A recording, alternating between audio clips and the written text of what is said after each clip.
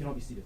The jury is absent from the courtroom waiting for us outside, but before they come in, Mr. Garner, you wanted to raise some things on the record. Yes, Your Honor. Please. I would like to revisit a couple of the motions in limine issues that I believe need to be revisited after the defendant's testimony yesterday. The defendant testified yesterday specifically about an incident where he was aware that Deanna, what was his last name, but Ariel's best friend called him, quote, a monster. And defendant testified that he believed Ariel was minimizing the affair, and it was that he was essentially spreading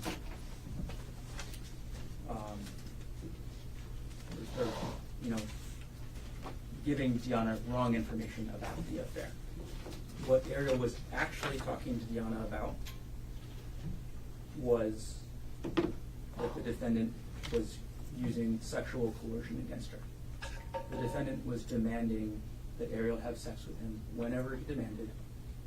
And there's an additional testimony of the defendant that's also related to this.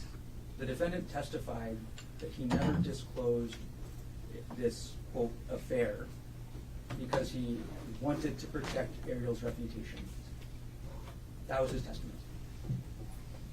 That is not the truth, or that's not the truth in the state's mind, and it's not the truth according to Ariel's statements that have been disclosed to defense that the court limited out. What the defendant was telling Ariel when he was demanding that she have sex with him was that if she did not comply, he would tell everybody about this affair. So when defendant testifies he didn't tell anybody about the affair because he wanted to protect her reputation, that's not the truth. And essentially what defendant was actually doing was holding this over her head to enforce his sexual demands. So we do believe that these two statements that the defendant testified to yesterday clearly make this evidence that was limited out relevant. It, not including this evidence, gives a completely incomplete picture to the jury. It gives not even half the story. So we do believe that we should be allowed to cross-examine the defendant on these issues. Additionally, the defendant introduced character evidence. The defendant introduced evidence of his character trait of meticulousness. According to the Hawaii Rules of Evidence, the state may rebut that character trait. The proposed rebuttal evidence is further evidence of defendant's controlling characteristics, which have been limbed out. These controlling characteristics actually include these sexual coercion demands. So this is actually, these two things are also all connected. But it also includes the defendant's prior spying in his last marriage, the prior viewing of the prior iPad that he had that would view his ex-wife's all of her text messages. We believe that that's now relevant to rebut the claim of meticulousness, or to, not exactly rebut, but to essentially provide the entire character trait that this is halfway referencing. So the position is the defendant is given some picture of this character trait, and we need to be able to rebut it by bringing in the rest of it. Also, with regard to character evidence, I also believe that defendant's testimony that he didn't disclose this affair or tell anyone. I'm sorry, that he what?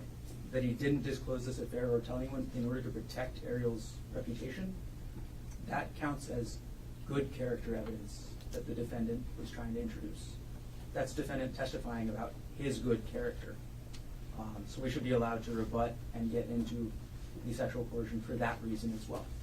So those are all the reasons and the things that I want the court to revisit and consider that should be open for cross-examination. I have a question with respect to the allegations of prior spying and the other iPad. What form would, other than just cross-examination, what other form would that come in? The state did have Ms. Patella on her witness list, but the intention at this point is to limit the evidence on it to cross-examination. Understood. Thank you for answering the court's questions. Mr. Otake, do you have any response? Yes. So, we dealt with these issues, very deeply and spent a lot of time on them in motions in limine and in the court ruled. Obviously, we were hypersensitive to the court's motions in limine, and we contemplated the court's ruling. We obviously know the risks of how doors can be opened, and we deliberately steered clear of these things. So, for example, when we talked about how therapy turned into something else, he just said that. Therapy turned into other things. So the point is, we deliberately steered clear of these things to not open the door. And this is an extreme stretch and obviously a last-ditch effort by the prosecutor to get into things that the court has ruled should not come in. So let me just address these things one at a time. I'll talk about the first thing, the meticulousness. I don't know what he's talking about, to be honest. Character evidence under the rules comes in through reputation or opinion testimony. Obviously, we didn't do that. You have to also look at the context, okay? Ariel brought it up in her case about Dr. Konig was the one, in her testimony, Dr. Konig was the one who handled the finances. And trying, I guess, potentially inferring that he was, for whatever the case may be, they brought that up in their case. So he was just addressing that.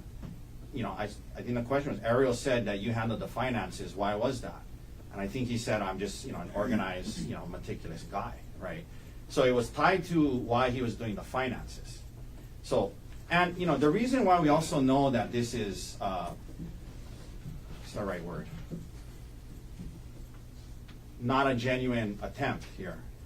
If you really think about it, the character of meticulous is something that helps them. That he's maybe a meticulous planner of a murder or whatever, right? It doesn't help us to show he's meticulous, right? So that's how you know this is a false attempt here, because how does it hurt their case that he's meticulous, right?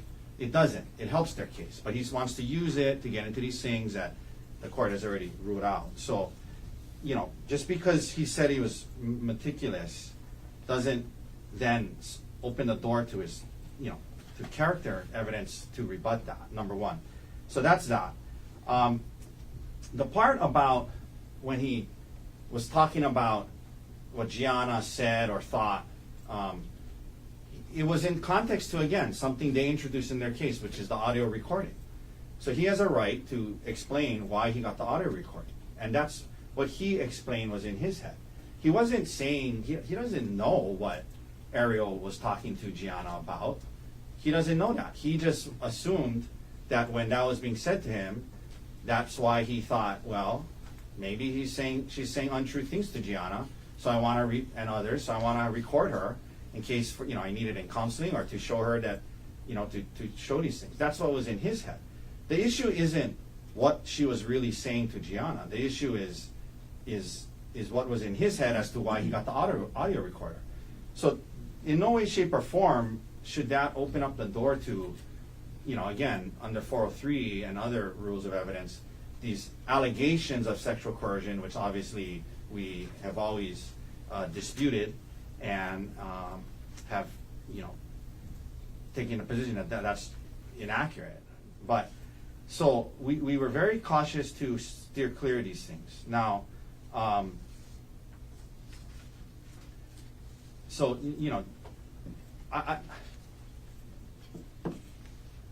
so that's what I say, Your Honor. This is very dangerous territory. We were very cautious to not open the door to these things, and he was talking about why he did the finances, right? Because he was meticulous and organized. Now that doesn't then open the door to, it wasn't character evidence for the sake of bolstering his character. It's a character that actually helps the state, not us. But we're explaining something that Ariel said, that he's the one who did the finances, and we're also explaining, that that's why he did it. So I'm not sure what the court is thinking on this. I'm happy to address any thoughts the court may have, but that's our position. Thank you. Go ahead, Mr. Carney, then I have a couple of questions. Sure. What we didn't address right there with Mr. Taka's arguments, and I'm sure the court will give him a chance to address this as well, is defendant's claim on the stand when he testified that he didn't tell anybody about this emotional affair because he wanted to protect Ariel's reputation.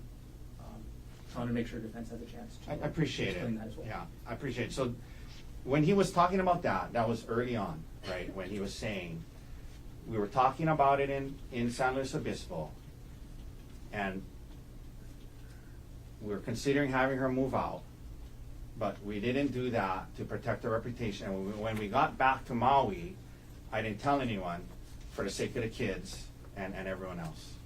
So that was long before any of these allegations of sexual coercion came up. That was right after the discovery of the affair in San Luis Obispo and right when they got back to Maui. It was that time period in December 1st, December 8th. If you look at the notices they filed, the allegations, which again we refute, of sexual coercion came later in December.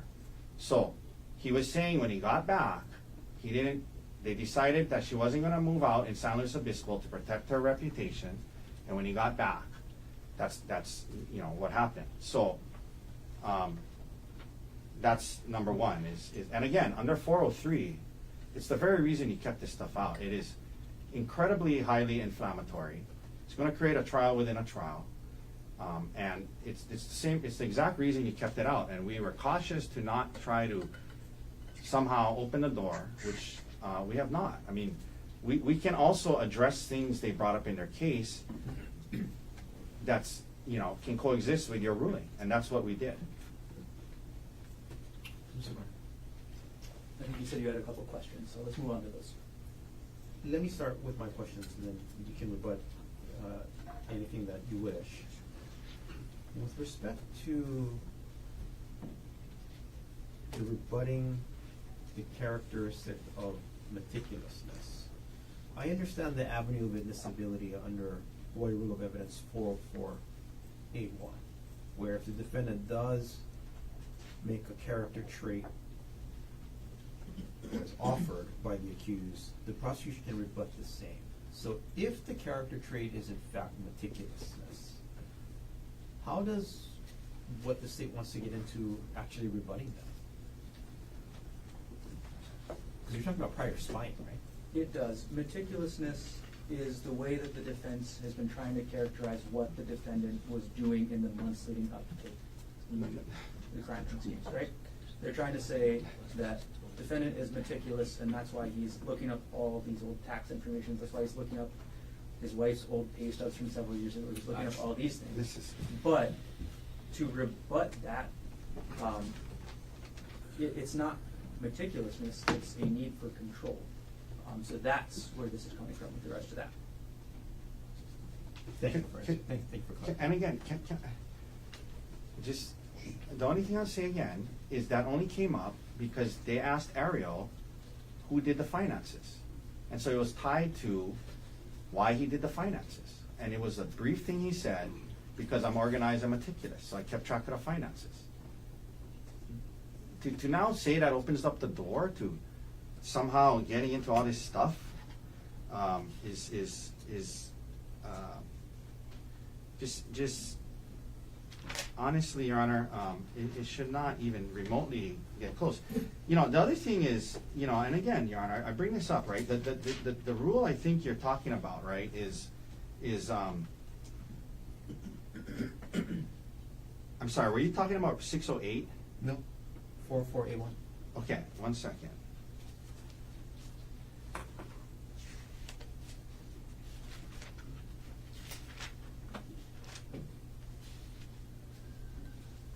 Okay.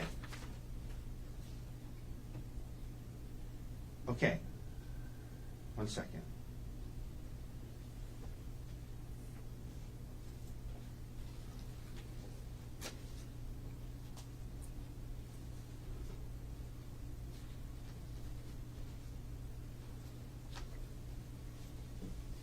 Right, so again, we weren't offering a character trait of meticulousness. I mean, we were talking about why he did the finances. And, you know, the character evidence, like I talked about, it comes in through, you know, opinion testimony, reputation testimony. We weren't, you know, of a pertinent trait, right? Like, we could have called someone and said, you know, do you know him? Do you know him well enough to form an opinion?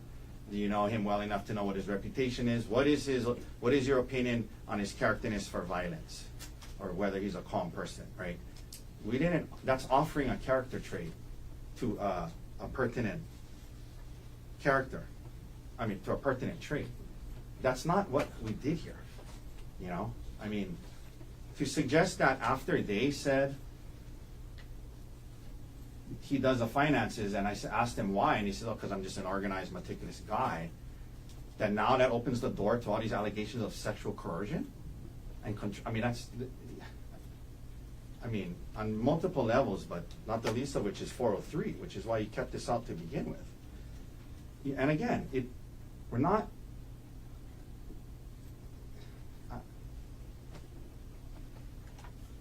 so it should stay out on, I mean, it's incredibly prejudicial to allow in these false, what we believe are false allegations of sexual coercion. Simply because he said, I do the finances because I'm meticulous.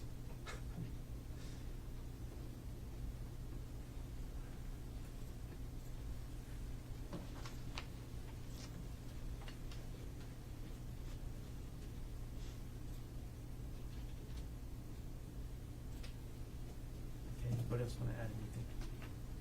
Could I add? There's something that I thought of as we were talking there. And this is with specific regards to the character evidence part, the meticulousness, and we need to rebut that. Please. I'll use an analogy.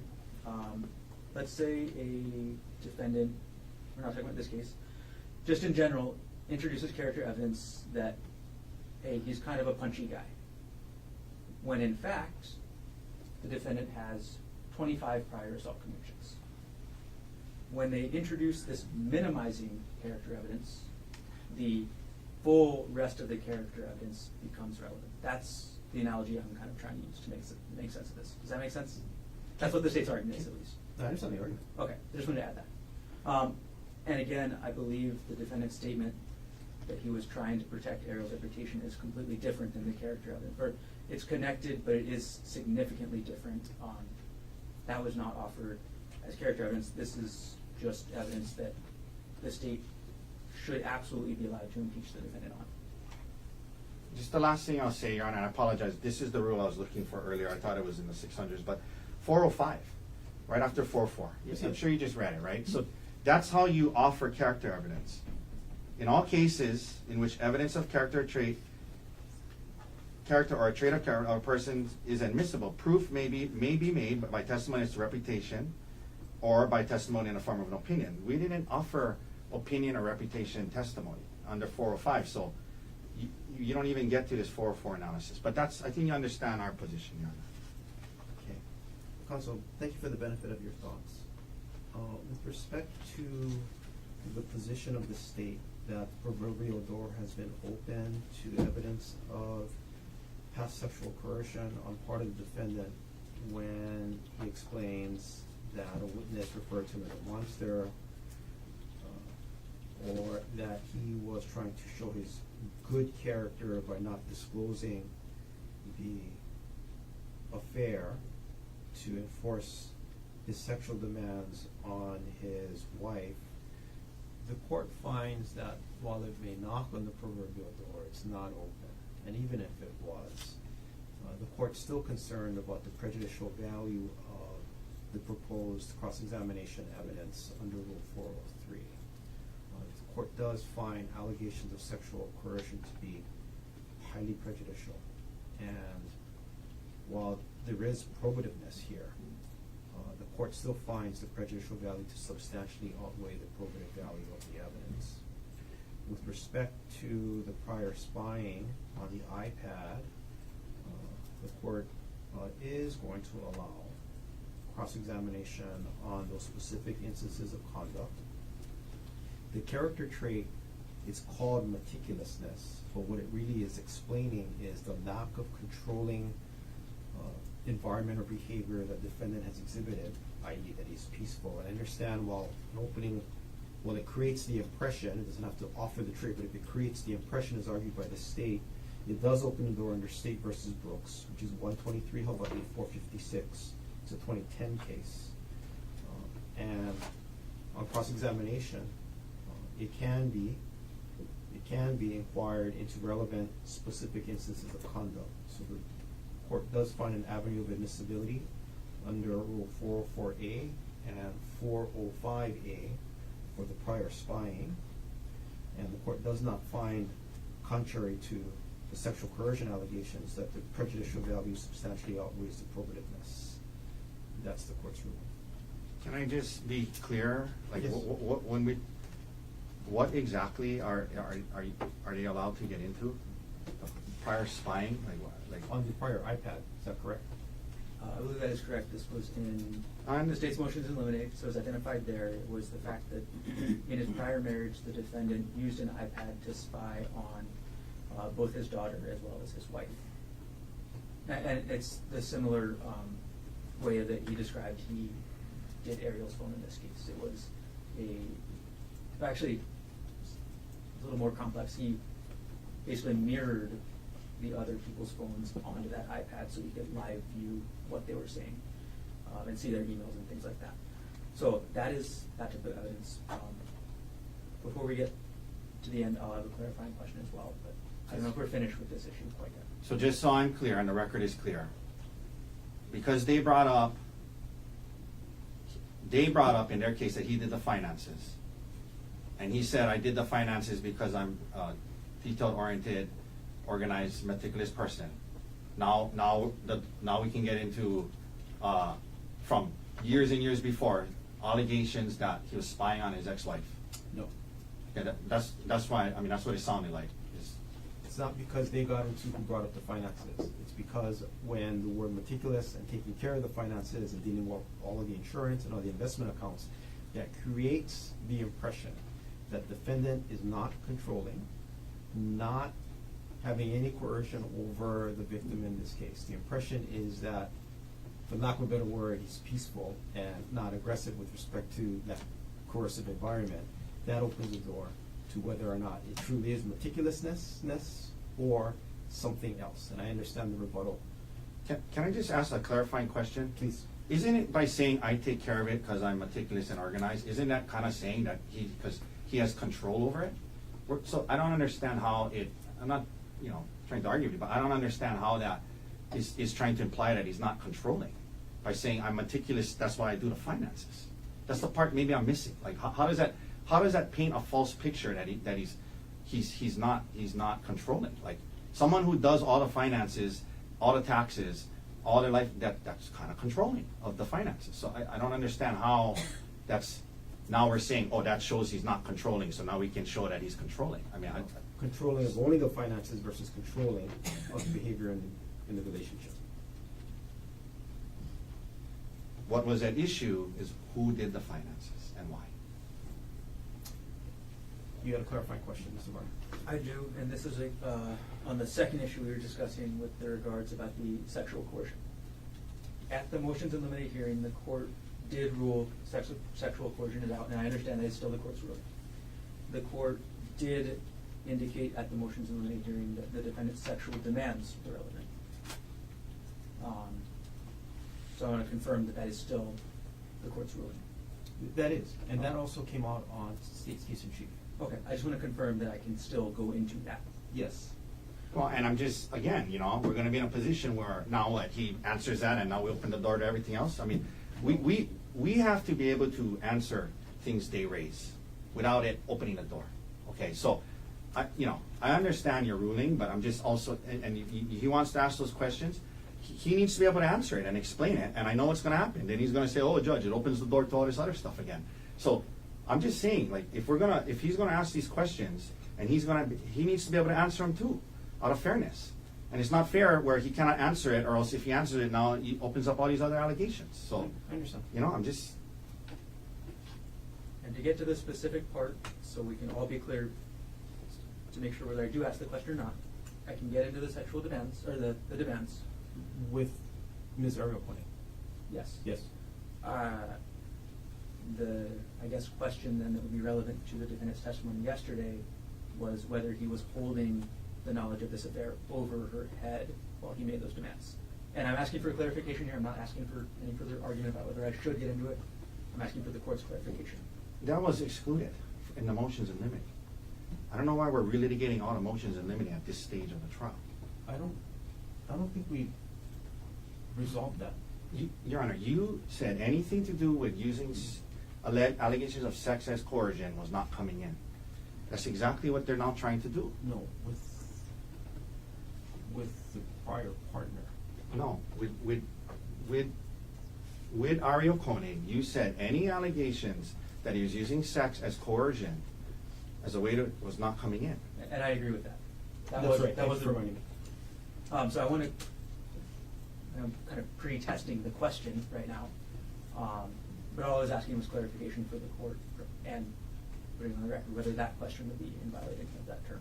It would. Okay, thank you for the I'm sorry, clarification. it would be allowed? No, it would be violative. Oh. Violative of the limiting rule. Thank you. Thank you. That's all I was looking for is the clarification. Because that's the coercion issue, right? Okay, understood. Anything else we should take up? Not at the, I want to raise the issue. I don't think it's going to be an issue on cross. It might be in closing about tailoring. 100%. I was going to raise that issue too. Okay. Do you want to talk That there should not be tailoring questions or argument. But there shouldn't be. There shouldn't be questions and arguments. That's tailoring. Correct. Isn't that the current case law? Absolutely. The current case law is that general tailoring is not allowed. Tailoring about the defendant's presence at the trial is not allowed. Tailoring about the defendant's access to discovery is not allowed. But the defendant in this case used a very, very specific set of words when he testified yesterday. And I think the three of us all know what those words were. I have no idea what you're talking about. It was the defendant testifying that he was under extreme mental or emotional distress. Are you asking if you can get into that issue of cross-examination? I would like to ask where you heard those words. I think you can ask them. Anything else? Nothing else. Okay. You said, I'm sorry, he can or he cannot ask? He can. Cannot? Can. C-A-N. Can. He can ask where he heard the words Sure. severe emotional distress? Yes. Anything Okay. else before the jury comes in? Nothing else. All right. If the jury's ready, you guys can come. We'll take it. Actually, I need a second, given the court's new ruling. If I Take can your time. speak to my client. Okay, then we'll recess and we'll go off record. Oh, Your Honor, can we step up?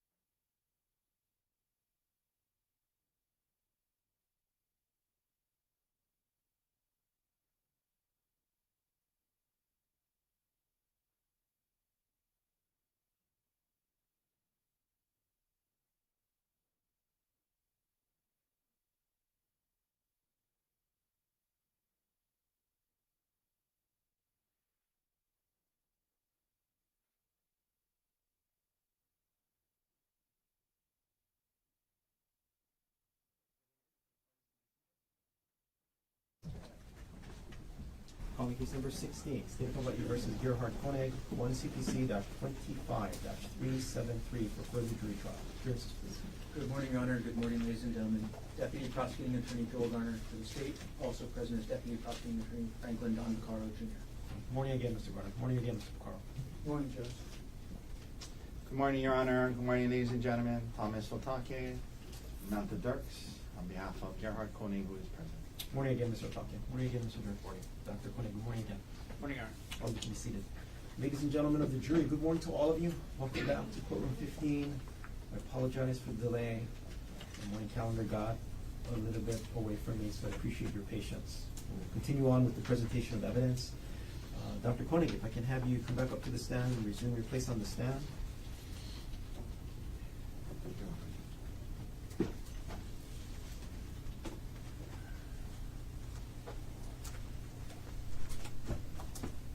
And you can have a seat. Dr. Konig, you're still on the roll. Yes.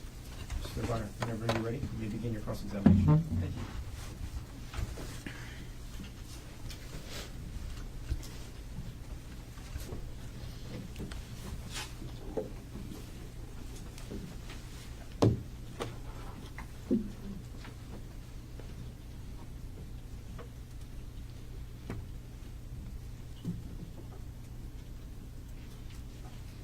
Good morning. Good morning. On March 24th, 2025, you were married to Ariel Konig, correct, Dr. Konig? Yes. You and Ariel got married in 2018, is that right? Yes.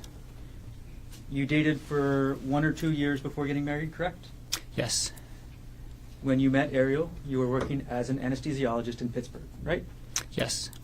And yesterday you described what anesthesiology is, correct? Yes. You used very technical terms, right? Yes. Maybe the more plain term is that you are the one who puts people to sleep before an operation, correct? That's what people typically call it, It's yes. not actually sleep, right? It's not actually sleep, right? But you're the one that essentially puts them out, and then after the operation they wake up again, right? Yeah. That's Anesthesiology part is of a very it. specialized field of medicine, correct? Yes. You decide. 1 second. Could you just put the mic closer and keep your voice up? So everybody can hear. Thank you. Okay. You decide how much of each anesthesia drug to give a patient, correct? Yes. You give too little of the drug, and it's possible the patient could wake up during the surgery, right? Yes. You give too much, and the patient could never wake up at all. Is that right? That's correct. Ultimately, you're the one with that control, right? Yes. Now, you first became an anesthesiologist in Pittsburgh, again, right? Yes. And you testified yesterday that money is the main reason you moved to Pittsburgh, correct? No. Objection misstates his testimony. Overall, answer stands. Sorry. You testified that the cost of living in Pittsburgh was very important to you, correct? Yes. And money is very important to you, right? No, I wouldn't say that. Your testimony today is that money is not important to you. Not very important to me. Not very important. Okay. Now, while you were dating Ariel in Pittsburgh and eventually married to her, right? Yes. Okay. She went to graduate school while you guys were in Pittsburgh, correct? That's right. And she ended up working in the nuclear engineering field, correct? She was working in that field when I met her. And then near the end of 2022, you and Ariel decide to move to Oahu, right? To Maui. I'm sorry, Maui. And you moved and you closed on a house at 19 Pu'uehu Place on December 14th, 2022. Is that right? I don't remember the exact date, but it was around that time, yeah. The sale price of that house was $1.5 million, correct? That's right. And together you and Ariel had a down payment of $300,000, correct? That's right. And when you moved to Maui, you had a job lined up, right? Yes. That was at TAMG, correct? Yes. And TAMG is a group of anesthesiologists that provide services to all the different hospitals on Maui, correct? The one hospital and surgery centers and some outpatient clinics. And actually on the island of Maui, TAMG is the only provider of anesthesia services, correct? We're the only big group of anesthesiologists. There's some independent anesthesiologists and I believe one CRNA that flies over to sometimes work at a plastic surgery outpatient center. TAMG is the biggest group in town, right? Yes. And because of that, TAMG can set the prices, right? No.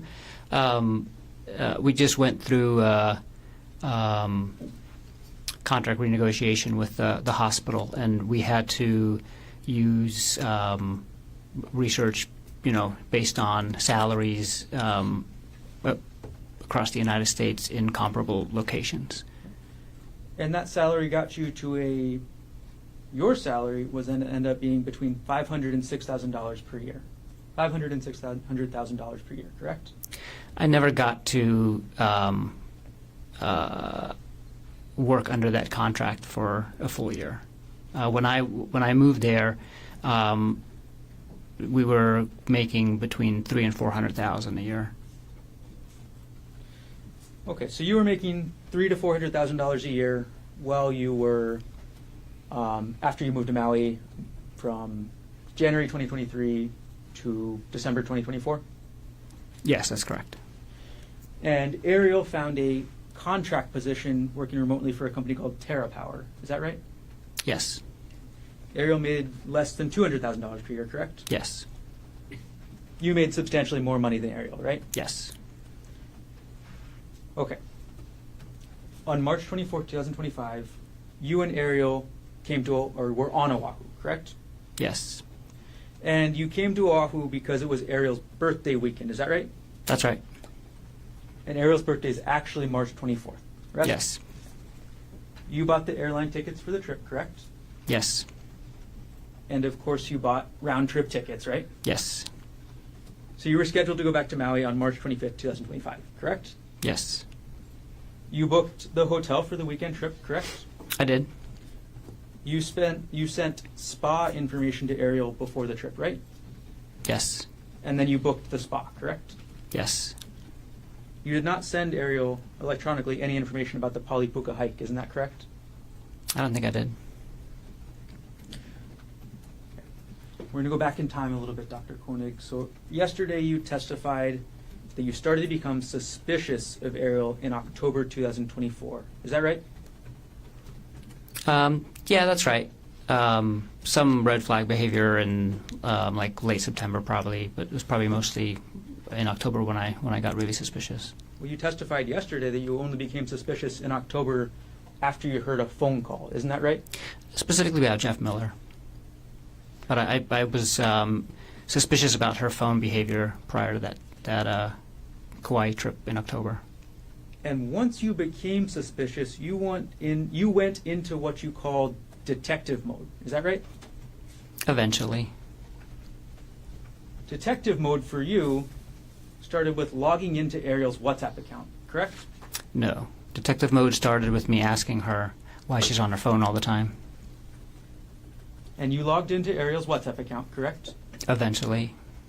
And you would watch the messages every day, right? I watched them for 48 hours. You watched these messages as they were being sent, correct? Some of them if I was at the computer when they arrived. And the laptop that we've all seen in this so far, States Exhibit 240, I'll put it up on the screen.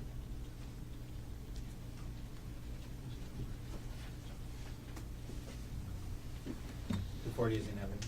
Yes.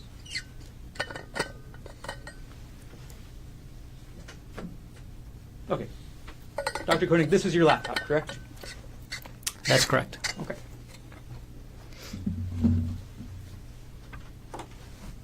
So you logged into Ariel's WhatsApp from this laptop, correct? Yes. And you saw the messages between Jeff Miller and your wife, correct? I did. You downloaded those messages, correct? Yes. Not from the laptop. I downloaded the messages from her phone, and then I saved some screenshots on the laptop. We're going to publish now States 118, which is already in evidence.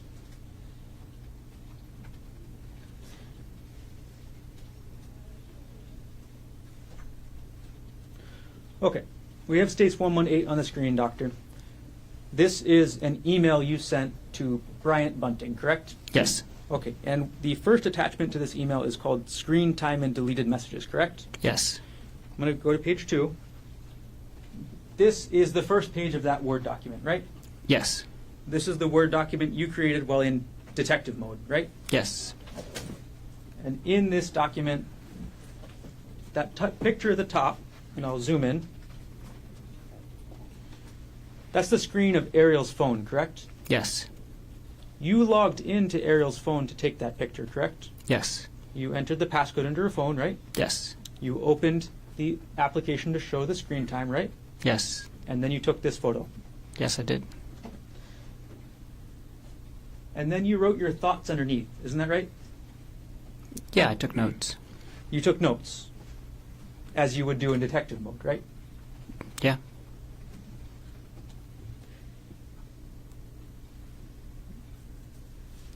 Your first notes were calculating the number of hours she spent on the WhatsApp app, correct? Yes. You calculated it and you did some division based on how many work days there were, right? I did. And then you speculated about phone calls, correct? Yes. Move on to page 3. Page 3 of this shows other screenshots you took of Ariel's phone, correct? Yes. And this is other screenshots of every app that she was using, correct?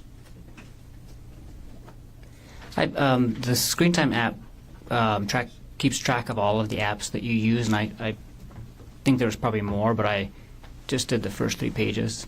You didn't stop with WhatsApp, did you? No. You looked into her entire phone, correct? No, I looked it down to 3 pages of the Screen Time app. You were in detective mode and you didn't look through her actual text messages? I did look at the text message threads on her phone. You looked at the text message threads on her phone, right? I did not look through all of her text messages. I opened the texting app to see if there's anything that looked suspicious there. There wasn't, but really I went straight to WhatsApp because that was the most used application. You looked through her emails, correct? Not at this time. I did end up looking through her emails later, mostly with her consent. Like as I'm seeing her on her phone and she's writing an email, I'll be like, "Hey, who are you emailing? Can I see?" And then she'll show it to me. This was after then you confronted her, correct? Yes. Okay. Now let's focus on this part of the detective mode for now. You looked at her phone calls, correct? I looked at the phone calls that she made through WhatsApp. I didn't actually look at the phone calls on the phone. Okay. So you're suspicious of your wife for 2 months already, right? When you do this? Yes. And you looked through her WhatsApp, correct? Yes. You don't look through all of her text messages, correct? Correct. And you don't look at her phone calls, right? Right.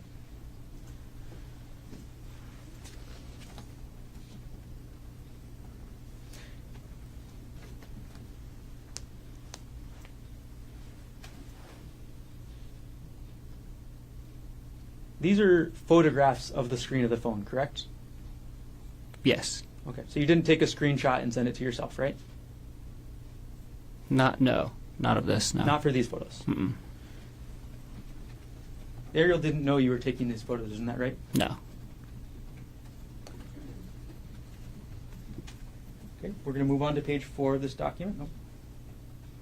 I'm sorry. We're going to move on to page 6 of this document. Now, actually, I'm sorry. We're going to just go to page 4. At the top of this document, this is still the Word document that we were talking about, right? Yes. Okay. It is called, again, Screen Time and Deleted Messages, right? Yes. So most of the page we're looking at is what you copied and pasted or downloaded from WhatsApp, correct? Yes. But the very top of this page says deleted messages from Sunday 12/1, parentheses, all deleted, right? Yes. You wrote that part. I wrote correct? that part. Yep. Okay. So you were able to see and record all the deleted messages from Sunday, December 1st, 2024, correct? Yes. And you read these messages, right? Yes, I did. You read them, and starts out, we'll go for the first couple section. Mr. Miller says, good morning, right? Yes. He says, I hope you're getting some good sleep, right? Yes. And he talks about his sleep, correct? Yes. And then Ariel says, good morning, right? Yes. There's nothing sexual in these messages, is there, Dr. Konig? No. This is two people saying good morning to each other, right? Yep. And you were upset because in your mind, this is what spouses do, right? Say good morning. I wasn't upset that they were saying good morning to each other. I was upset about the entire relationship that they had. You were upset that they were talking at all like this. Not just about good morning, about the whole thing. About the whole thing, okay. Yeah. You talked about that they were sending each other links for music, right? I did talk about that. And those links are actually contained later on in this document, correct? They were in earlier conversations. Can't remember where they are in the document. We've moved on now to page 5 of States 118. Actually, we'll just keep moving forward. Okay, so we're on page 6 now, and you included a screenshot of the WhatsApp now, correct? Yes. And part of the screenshot, we'll zoom in, is your note at the very top says these are deleted messages from Tuesday 12/3. Correct? Yes. Okay, so far at this point in detective mode, you've looked at messages from 12/1, correct? Yes. You've also looked at messages from 12/2, correct? Yes. And now you're on to December 3rd, right? That's right. And December 3rd is the day that Ariel is going to San Luis Obispo, correct? Yeah, she was actually not arriving until the next day, but she was leaving Maui on that day. And then she had a layover in Arizona, correct? That's correct. And in this photo we're looking at here, Ariel is texting Jeff Miller about being on the plane and getting ready to go to sleep, correct? Yeah, that's one of the messages that's on there. So this is just the messages that were not deleted by the end of the day that day. So there's a lot more messages that happened during the day, but she had deleted them in different parts of the day. But yeah, the last message on this page says, I hope packing went well. I'm on the plane and ready to sleep. All right. And then your notes about what you think about these messages continue onto the next page, correct? Not really what I think about it. So I was keeping notes of when I took the screenshots and what I was seeing at the time, because the way the screenshots work on the computer is that I have to basically copy and paste the screenshot, and that takes some time. So sometimes in between me copying the page and pasting it into the Word document or somewhere else and saving it and going back, she had already deleted other messages. And so I would just take notes and say, like, this message was sent before I could screenshot it, or and then sometimes she would delete some of the messages, and then later she would go back and delete more, and so it created a very confusing bunch of screenshots that I had. And so I took notes to kind of help myself piece it back together at a later time, and if that makes sense. Yep. Not really my thoughts about what I was thinking about the screenshots at the time. Do you understand? I was just taking notes of like the order in which that they came in, and so I can make sense of the screenshots later. And naturally you were upset as you did this, right?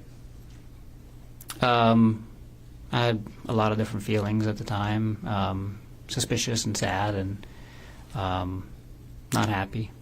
Suspicious, sad, not happy, upset? Yeah, that's probably fair to say. Okay. All right, we're going to take this exhibit down. And again, this exhibit you actually emailed to a Mr. Bunting, correct? Yes. And Mr. Bunting was at the time your best friend, right? Yes. And One of my best friends. Yeah. Mr. Bunting was married to a woman named Gianna, correct? Gianna. It's spelled with a D, but she's Brazilian. Okay. So he was married to a woman pronounced Gianna, correct? That's correct. And Gianna was Ariel's best friend, right? One of her best friends. Yeah. So you send this email to Bryant Bunting on December 4th, 2024 at 3:33 p.m., correct? Yes. And that's before you leave for this trip, correct? Yes. And this is a trip that's going to include you, Ariel, Bryant, and Gianna, correct? Yes.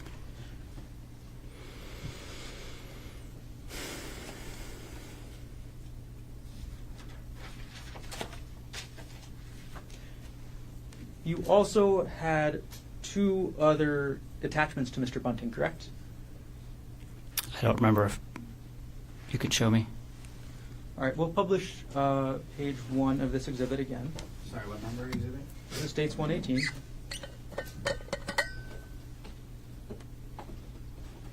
Okay, and we'll zoom in on the middle of the page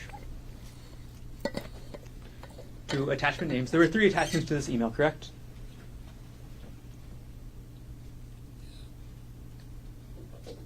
Yes. Okay, the first was screen time and deleted messages, right? Yes. And that's the document that we've gone through so far, correct? Yes. The second document is some saved chats with pictures, correct? Yes. And you reviewed those chats, right? Yes. And you reviewed the pictures, correct? Yes. Nothing sexual in those chats, right? No. Nothing sexual in those pictures, correct? No. And the last file is chat.txt, is that right? Yes. And this is what you actually download from WhatsApp, correct? Yes. Okay, so when you download a chat from WhatsApp, you get a file with a txt, right? That's correct.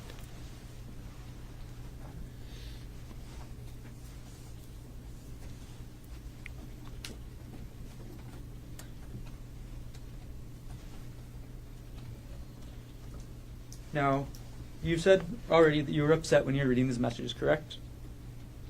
Yes.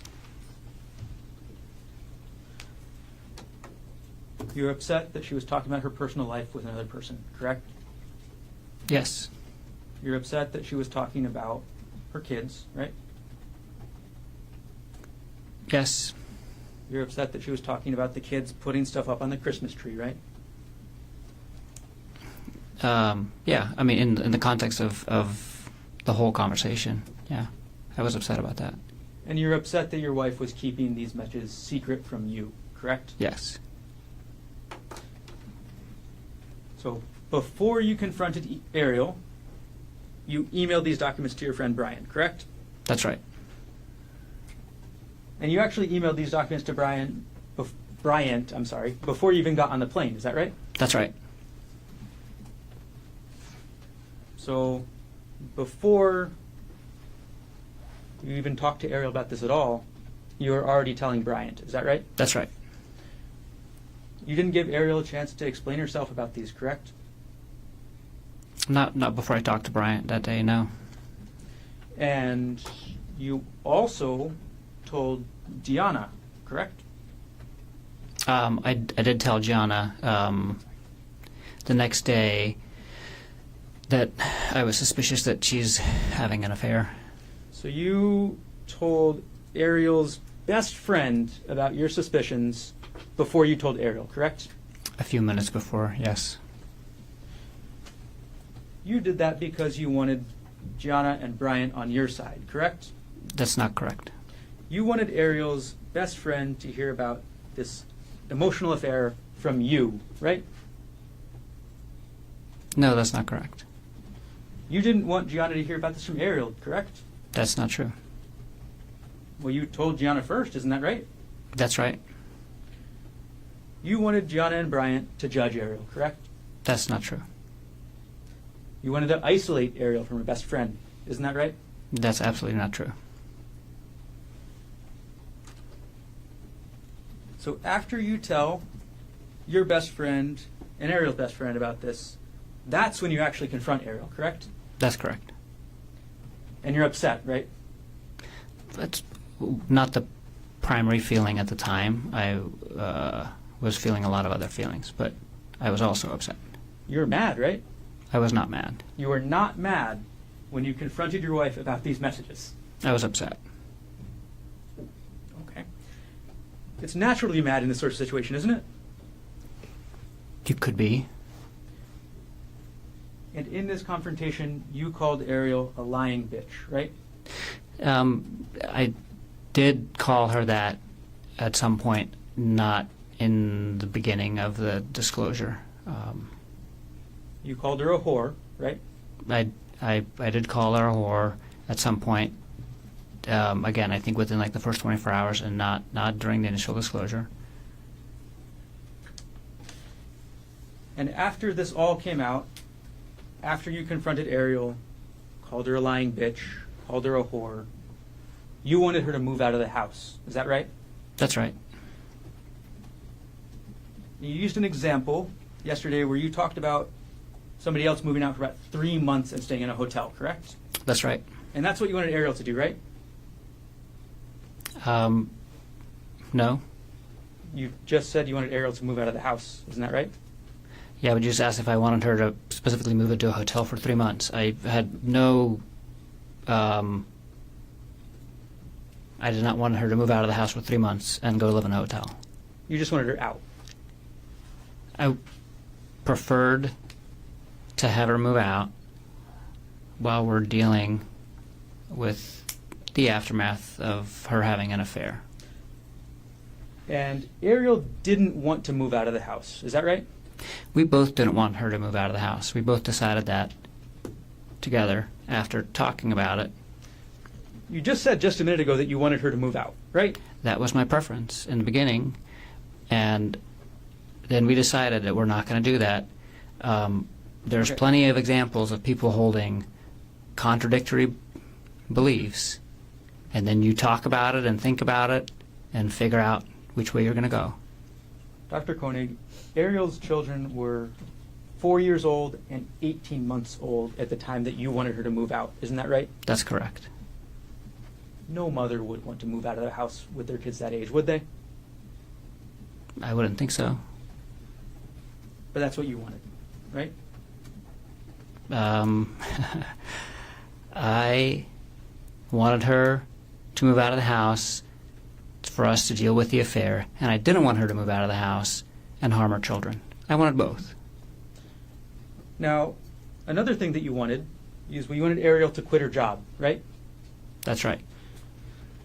And this is the remote worker job that she was able to find on Maui, correct? Yes, There are no nuclear power plants on Maui, right? that's correct. So if Ariel wanted to stay in her career and advance her career, she had to work remotely, right? That's correct. If you were to stay on Maui, right? Yes. And once Ariel quit her job, as was your plan, she would have been 100% dependent on you and your salary, correct?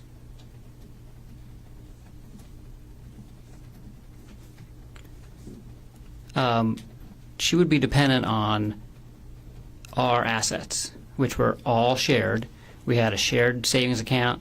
We had a home that was shared. We had vehicles that were shared. We had food in the house that's shared.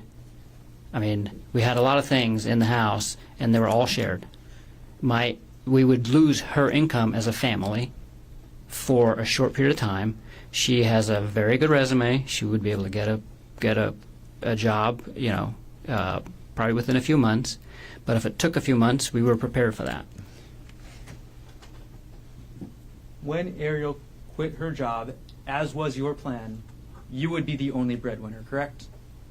I would have the only one with a paycheck coming in while she didn't have a job. That is correct. She would be dependent on you and your goodwill to keep a roof over her kids' heads, right? No. She would be dependent on you and your paycheck to keep her kids fed, right? No. You wanted Ariel to give up her career, correct? No. You wanted to make sure Ariel never had contact with Jeffrey Miller again, right? That was my strong preference, for her to not have contact with Mr. Miller ever again. And in order to do that, you wanted access to Ariel's phone at all times. Isn't that That is right? absolutely not correct. You actually had Ariel's phone in December 2024, isn't that right?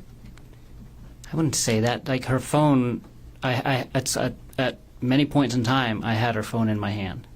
I would not characterize it the way you just did. And you monitored her communications in December 2024 after you confronted her, isn't that right?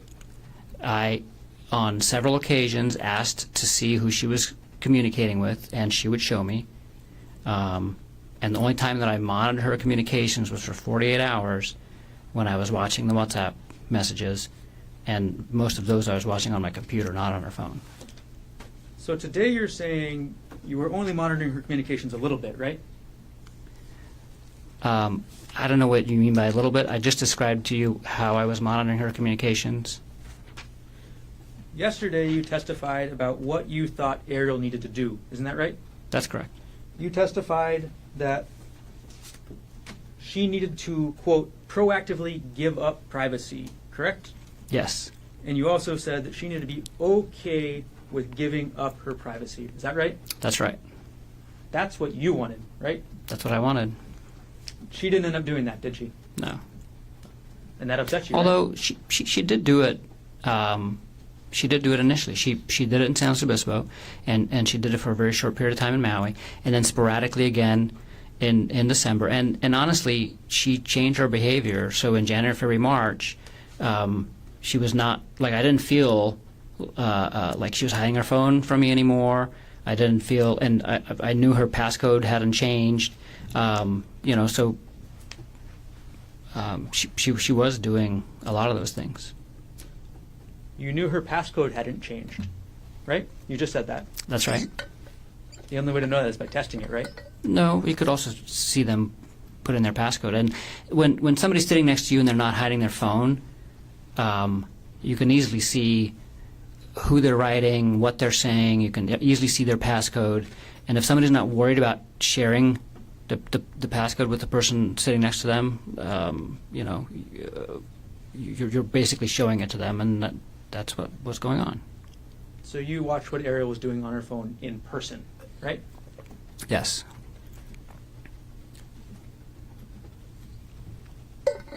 Now, another thing you mentioned yesterday is that you believed the cheating spouse needs to put in the work, right?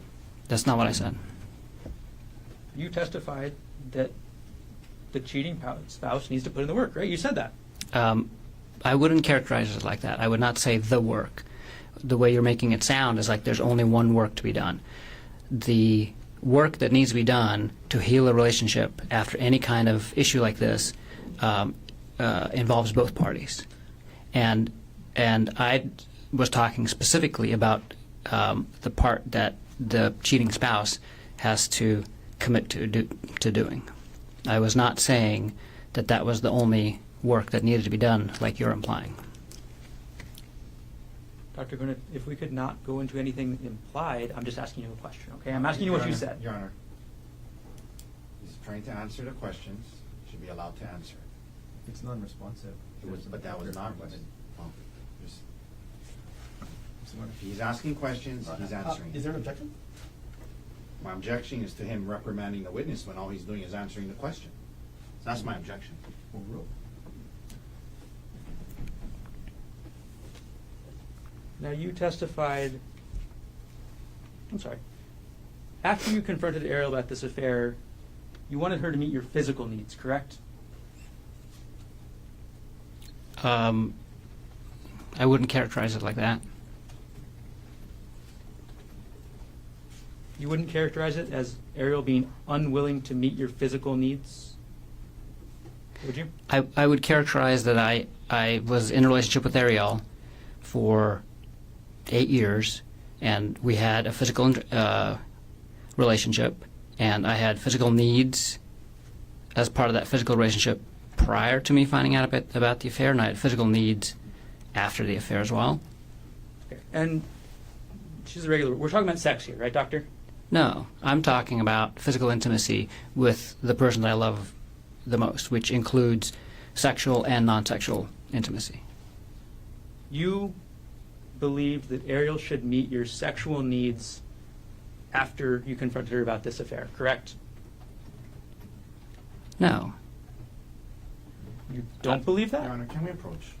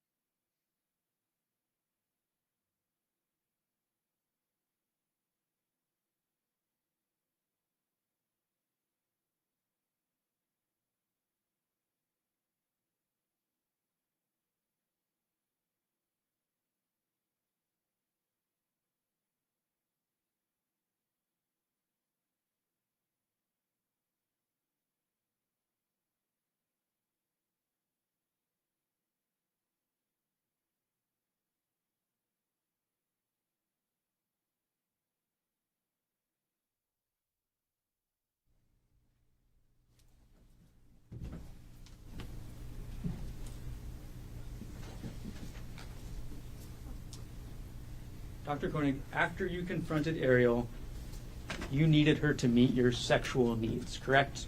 No. That's your testimony today. Yes. Ariel stopped having sex with you on December 24th, 2024, correct? The last time that Ariel and I had sex was on December 24th, 2024. We did not have sex after that, and we both decided not to have sex after that. You're upset that she wouldn't have sex with you, right? That is not true. When Ariel didn't have sex with you, you believe she was withdrawing from the relationship, isn't that right? That's not true. Ariel didn't want to have sex with you anymore, isn't that right? That's not true. Ariel was unwilling to quit her job, right?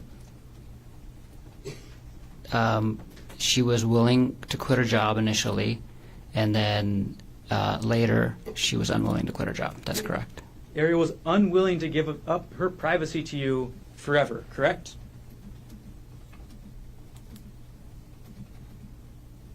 Yeah, that's right. Ariel was unwilling to move out of the house and away from her children, correct? Yes.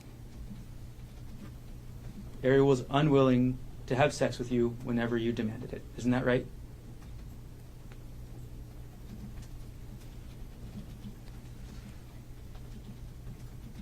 Can you ask the question again?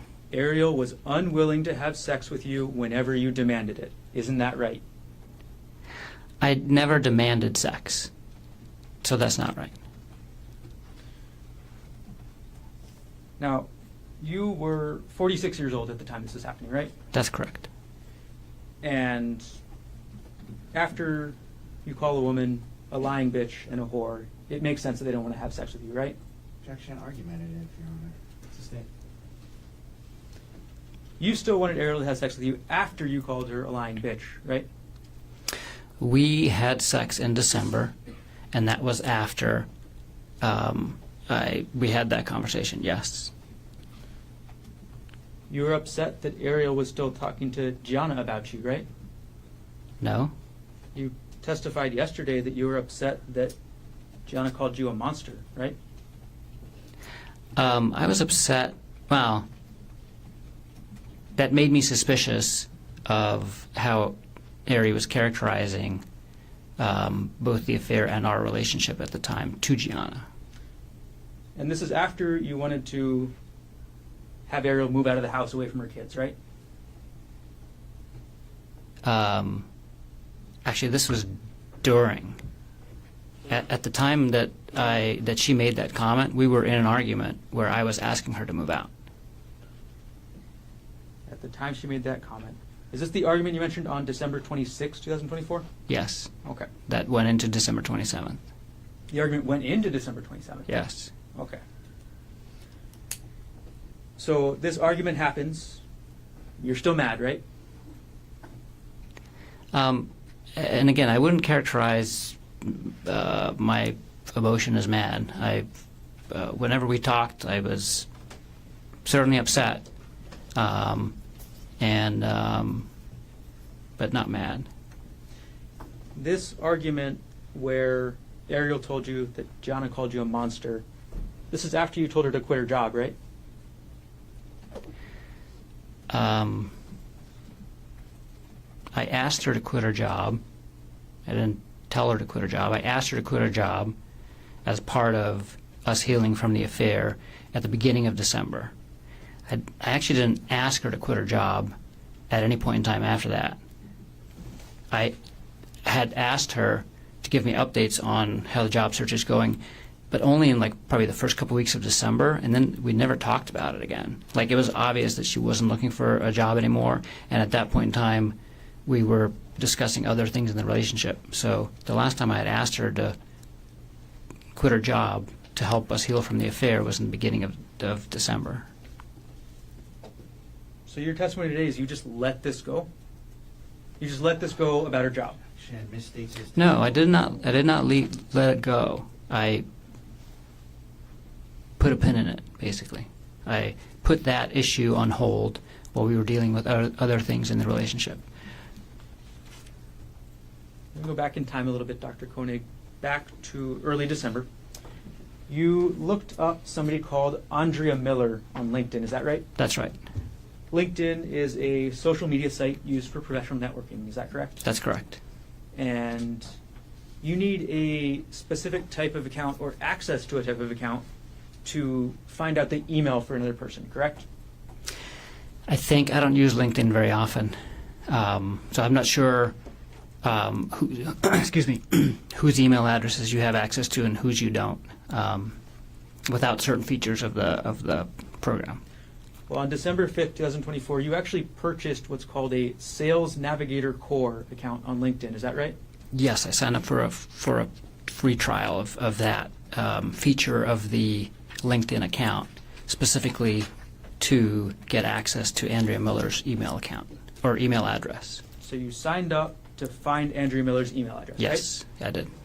And you found her email address, correct? Yes, And on December 6, 2024, at 8:24 a.m. Hawaii time, you sent an email to Andrea Miller, correct? I don't remember the exact date or time, but that sounds right. And yes, I did email her. Okay, we'll put States Exhibit 108 already in evidence up onto the screen. This is the email you sent to Andrea Miller, correct? That's correct. You sent it on December 6, 2024 at 8:24 a.m. Is that right? That's right.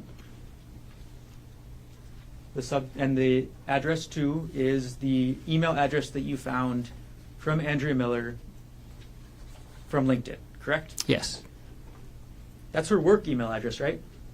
I don't know.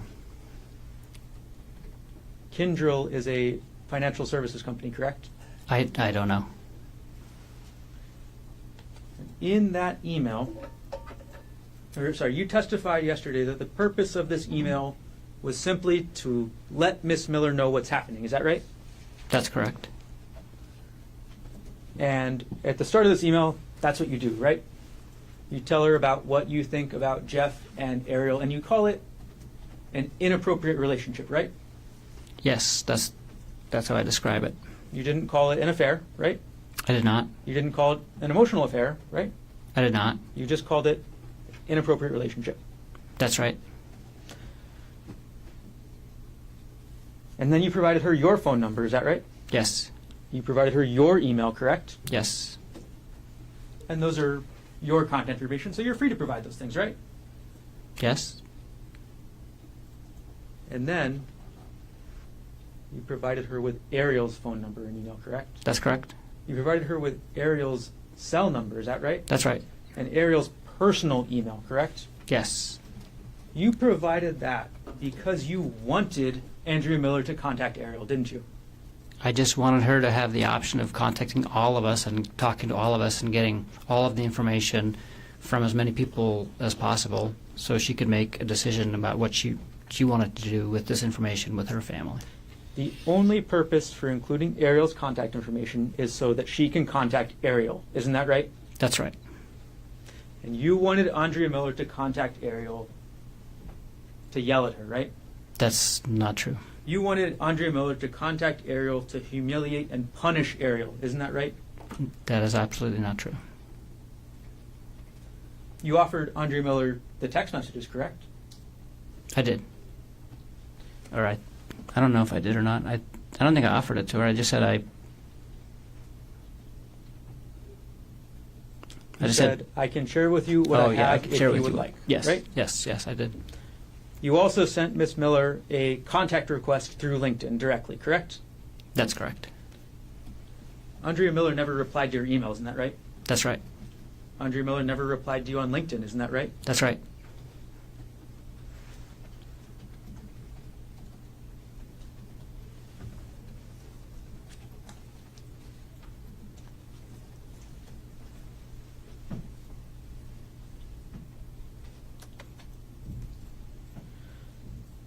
On December 12th, I'm sorry, I'm going to take the exhibit down. On December 12th, 2024, you ordered the first of a several series of audiobooks about affairs, correct? I don't remember the exact date, but that sounds right. The first book you ordered was called The State of Affairs, is that right? That's right.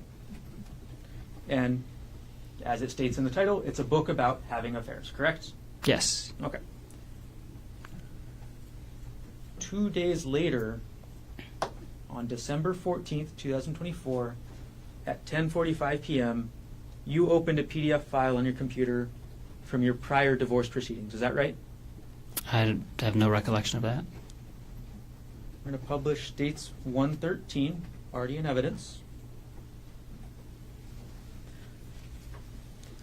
Now, you, on December 14th, 2024, opened up a PDF file called Bank of America Amex E-Statement 2015-12-24.pdf, right? I have no recollection of this. You have no recollection. Mm-mm. All right, well, let's zoom in on the photo.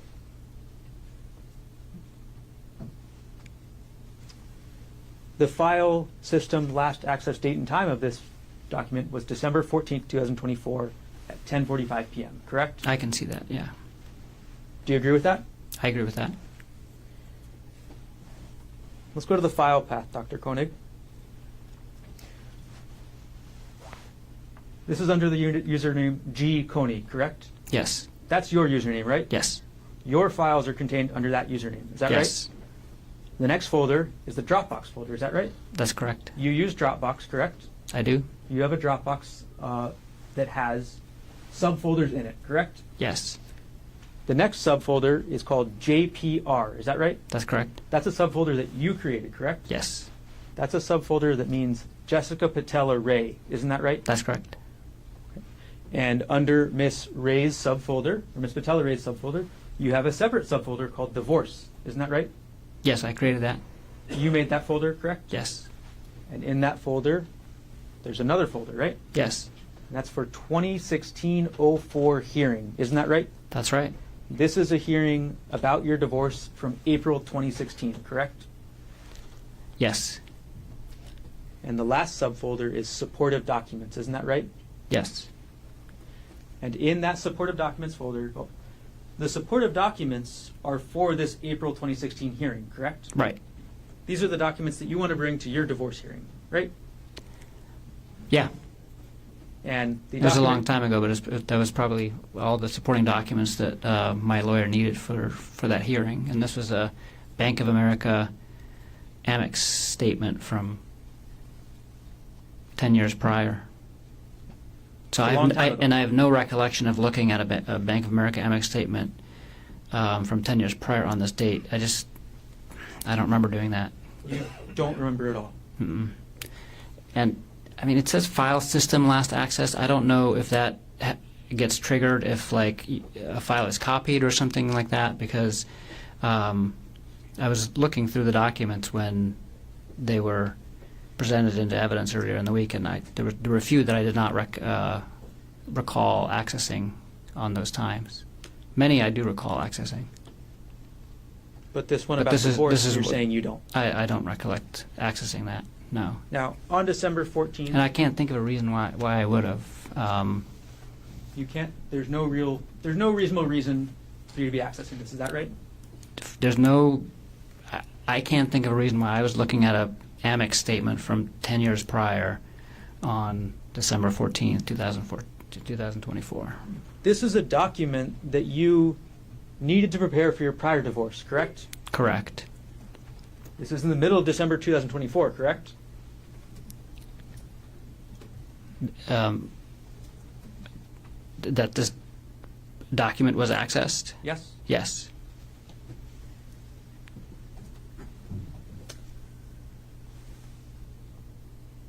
Now, the very next day, we'll take this one down, and we're going to go chronologically. The very next day, on December 15th, 2024, at 8:17 a.m., you viewed a January 2022 pay stub for your wife, Ariel Konig. Is that correct?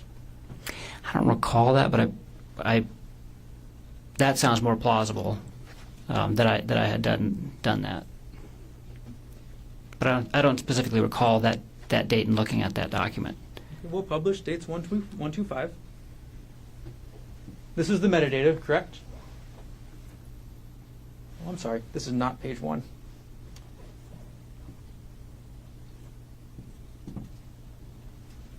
All right, publishing page 1 of states 125. Okay. The last access date is December 15th, 2024 at 8:17 a.m., correct? That's correct. Okay. And the file path for this is looking through your 2022 taxes. Is that right?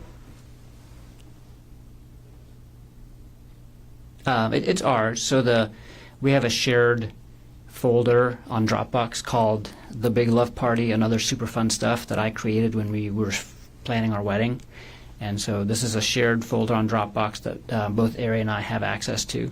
And this is in the taxes folder within the shared, because I put all of our shared financial information in the shared drive that she has access to, and she put things that she wanted to share with me in it as well. And so this is in our shared taxes folder, and it's in specifically a subfolder that's for her pay stubs. And so you wanted to look up Ariel's pay stub from January 2022, and you wanted to look that up on December 15th, 2024. Yeah, that seems more. The only information more contained in this plausible. document is about Ariel's pay from 1 month. Is that right? That's correct. Okay, it's simply just a pay stub telling you how much she got paid, right? Yes. Okay. Do you want me to go to the pay stub so you can see? No. We'll take the exhibit down. And you're looking at this pay stub the day after you're looking at this document from your prior divorce. Isn't that right? No, 'cause I don't recall looking at that Amex statement. So you just don't recall again? I don't recall looking at that Amex statement at all. Tell me where there's a convenient break, Mr. Garner. Okay. We're getting close. All right. We're going to keep going forward in time. December 18th, 2024 now. You purchase your second audiobook. Is that right? I think you've already mentioned 2. Isn't this the 3rd then? I mean, I don't remember. I purchased many audiobooks, but I think we've already talked about 2. So far we've talked about the state of affairs. Is that right? That's right. Which other book? do you Oh, have? okay. Okay. So this must be the second one. I don't remember which order they're in, but I know I purchased multiple. Okay. Let's just put up the exhibit so we're not confused about the order, okay? Okay. States 106. All right, publishing page 2. Okay. This book you purchased on December 18th, 2024 at 9:30 a.m. Is that right? That's right. Okay. And this book is called After the Affair, the 3rd edition, correct? Yes. Okay. And then on the same day, you purchased the 3rd book, correct? We'll go to page 3. This one you bought on December 18th, 2024 at 11:48 a.m., correct? Yes. Okay. And this is the one you mentioned in your testimony yesterday, How to Help Your Spouse Heal from Your Affair, correct? That's correct. There was 2 books with the same title, actually, that we both listened to. Got it. So there's actually a second book with the exact same title, right? That's correct. Okay, and that book's on page 4 of this exhibit, correct? That's it. Yep. Okay, and you purchased these on the same day, although you purchased the second one later in the afternoon at around 2 p.m., correct? Yes, that's what it looks like. Yep. Okay. Two books with exactly the same name, right? Yes. That could get confusing if you want to talk about them, right? Yes. Take the exhibit down.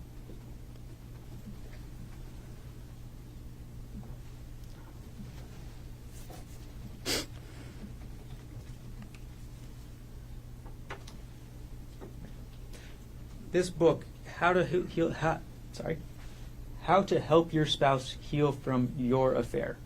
That's directed at the wayward partner, correct? Yes. It's directions on the cheating person that they have to follow, correct? Well, I mean, it goes into everything that needs to be done, but and it does it in a way that it explains why those things need to be done. So it was very helpful for me to read as well, because I understood all that needed to be done to kind of fix the relationship. And it does talk about some things that the other spouse has to do as well, but it's primarily focused on what the cheating spouse has to do. So in your mind, this book is primarily geared towards Ariel, but you just wanted to read it too, correct?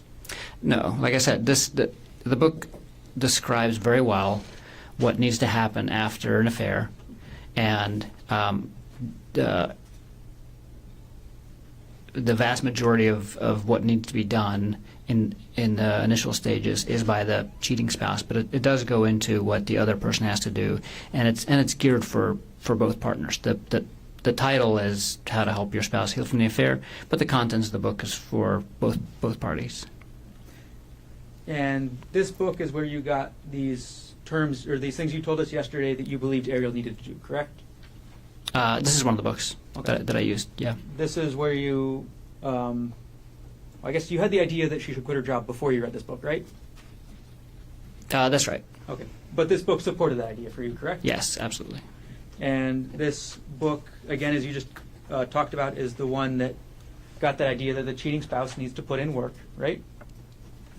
I'm sorry, can you ask that again? This book also helped you with that idea that the cheating spouse needs to put in work. Is that right? Yes. And this is, again, the book that supports your idea that the cheating spouse needs to give up their privacy, right? Proactively give up privacy as part of the healing process for a period of time, yes. All right. We're going to move forward a couple of days, so now would be a good time for recess. Ladies and gentlemen, let's take a 10-minute recess. Come back at 11:40. We'll go until 12:30. All rise.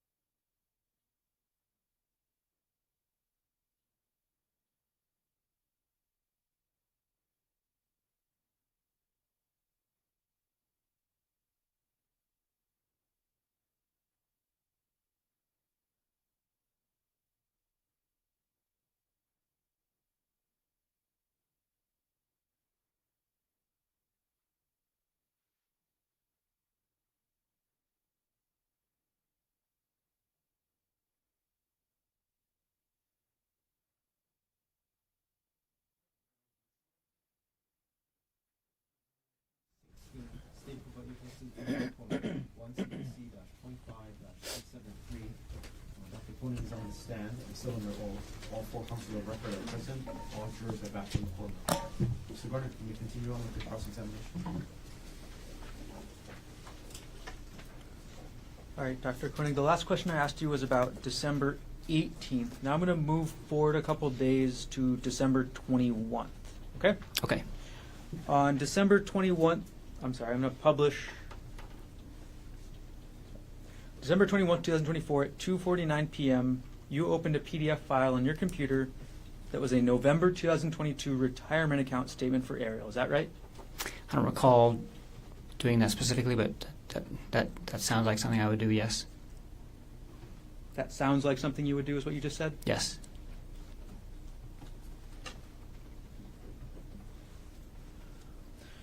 And as of November 2022, Ariel had a retirement account, correct? Yes. And that retirement account, again, as of 2022, was valued at $191,439, correct? I don't remember that exact number, but that sounds about right. Was that number Is this accurate? Yeah, yes. And in November 2022, you were the primary beneficiary of that account, correct? That's correct. That means that if anything happened to Ariel, you would get that money, right? Yes.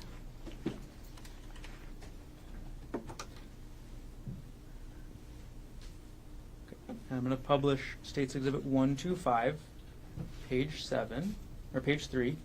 This is the metadata for the account that you accessed on, or for the document you accessed on December 21st, 2024. Is that correct? Yes. All right, and this is the Westinghouse November 2022 statement, correct? Yes. And this is the first page of the statement, correct? Yes. Okay. And in the top right, it says total value of the account, $191,439, correct? That's correct. Okay, take that down.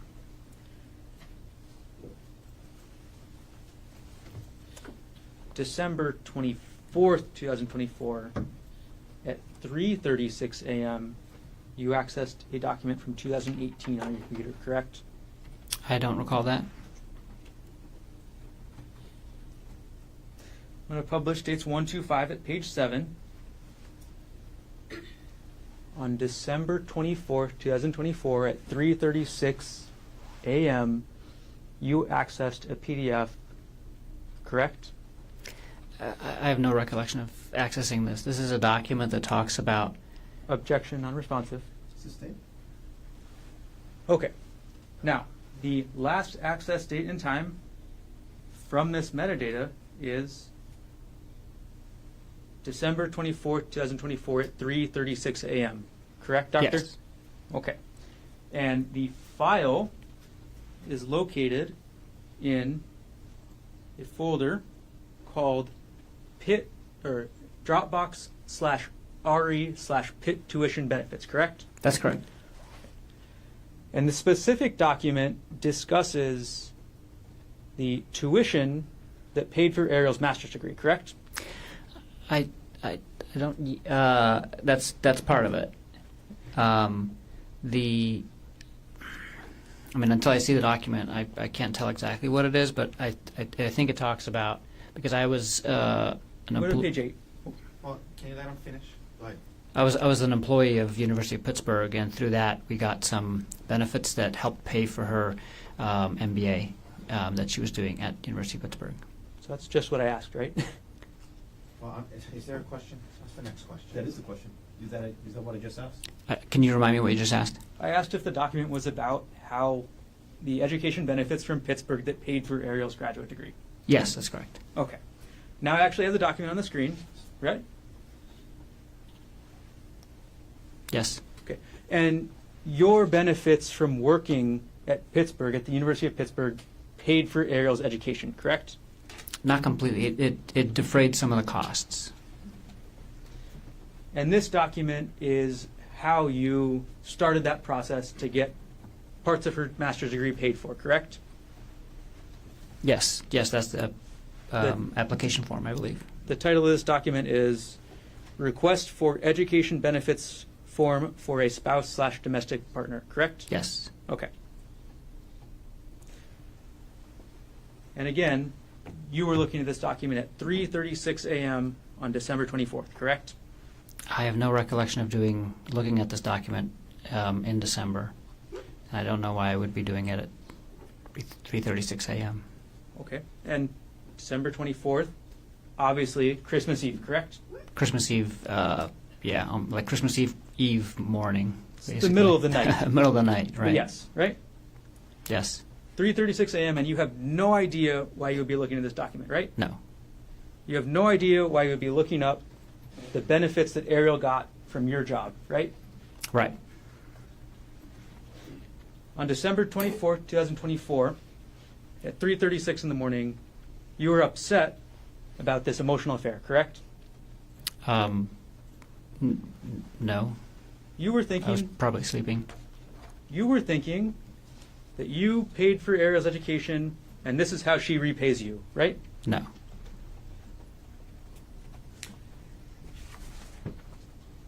So your testimony today is that you were not thinking that, right? Yes. Your testimony today is you have no idea why you were looking at these benefits, right? Yeah, I don't remember looking at this, and I don't remember the reason, if I did. And you testified you have no idea why you would have looked at it in the first place. Is that right? Not at this time, no. All right, we're going to publish State's Exhibit 105. I'll make sure we start at page 1.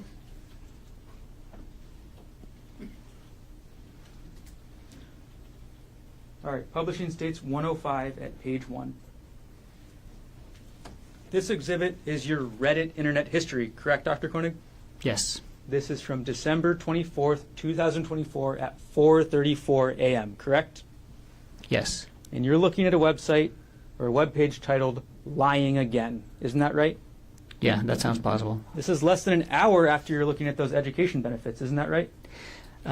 It's an hour after the timestamp, but I don't recall looking at that tuition benefit. But I do recall being on Reddit in December, and I can't remember exactly when and where. But maybe I was up at 4:30. That sounds plausible. That sounds plausible. Yes. All right. Later that day, so we're still on Christmas Eve, at 12:49 p.m., you emailed yourself 3 separate files, correct? I don't recall. 12:49 p.m., Christmas Eve, you emailed yourself 3 files all related to Jeff Miller. Isn't that right? I don't recall. We'll publish dates 119, the first page. On December 24th, 2024 at 12:26 p.m., you sent an email from your gkonig@proinbox.com email to the same email address with an attachment called WhatsApp chat jeffmiller.zip, correct? Yes. And then we're going to publish states 120, the first page, the metadata. At 12:20 p.m. on the same day, Christmas Eve, you sent yourself WhatsApp chat jeffmiller2.zip, correct? That's correct. And states 121 with the metadata page, the first page. On the same date, December 24th, 2024 at 12:20 p.m., you sent a third email to yourself, right? That's correct. And this was with WhatsApp chat jeffmiller3.zip. Is that right? Yes. So, going through our timeline on Christmas Eve, 3:36 in the morning, document about Ariel's financial benefits from your job, correct?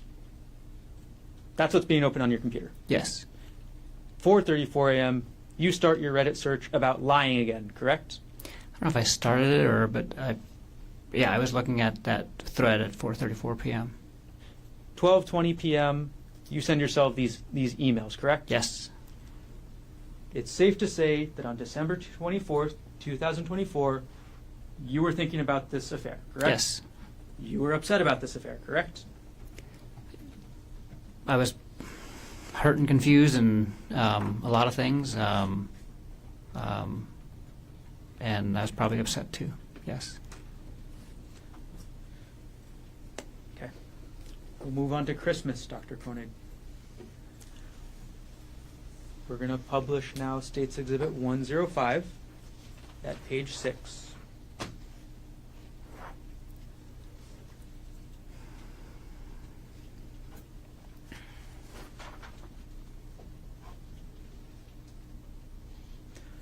Okay, now it's on the screen. At 3:23 a.m. on December 25th, 2024, you go back to that Reddit website, correct? Yes. This is Christmas now, right? Yes. Christmas Day, 3:23 a.m., you're on Reddit, right? Yes. And you look at Reddit around that time, 3:30 a.m., for a couple different posts, right? I don't remember, but that sounds plausible, yeah. And then later in the day, the afternoon now at 2:16 p.m., you go back and look at another Reddit post on the same subreddit, correct? I don't recall the exact date and time, but that sounds plausible, yes. On December 25th, 2024, at 2:19 p.m., you went to a Reddit page with a post titled, "Can't have physical relationship with WP anymore." Isn't that correct? I don't recall, but it sounds plausible.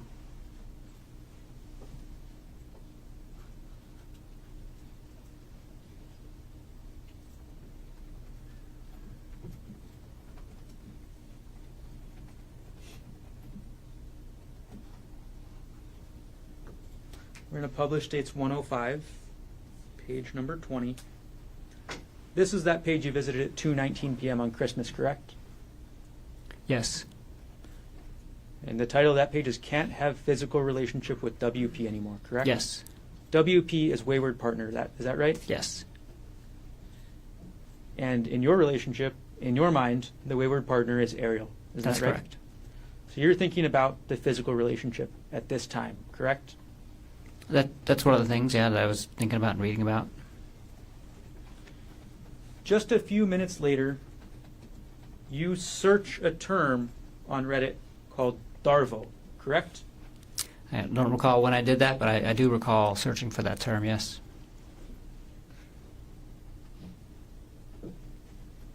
We'll publish 105 at page 24. This is that search, isn't that right, Doctor? Yes. Okay. And this is not a specific post about the word Darvo. This is actually a search for information about the word Darvo, correct? That's correct. And you know what that acronym means, right? Yes. The D stands for deny, right? Yes. The A stands for attack, correct? Yes. And the RVO are all connected together, and they mean reverse, victim, and offender. Is that right? That's right. So in order to use that strategy first, the accused will deny the accusation, correct?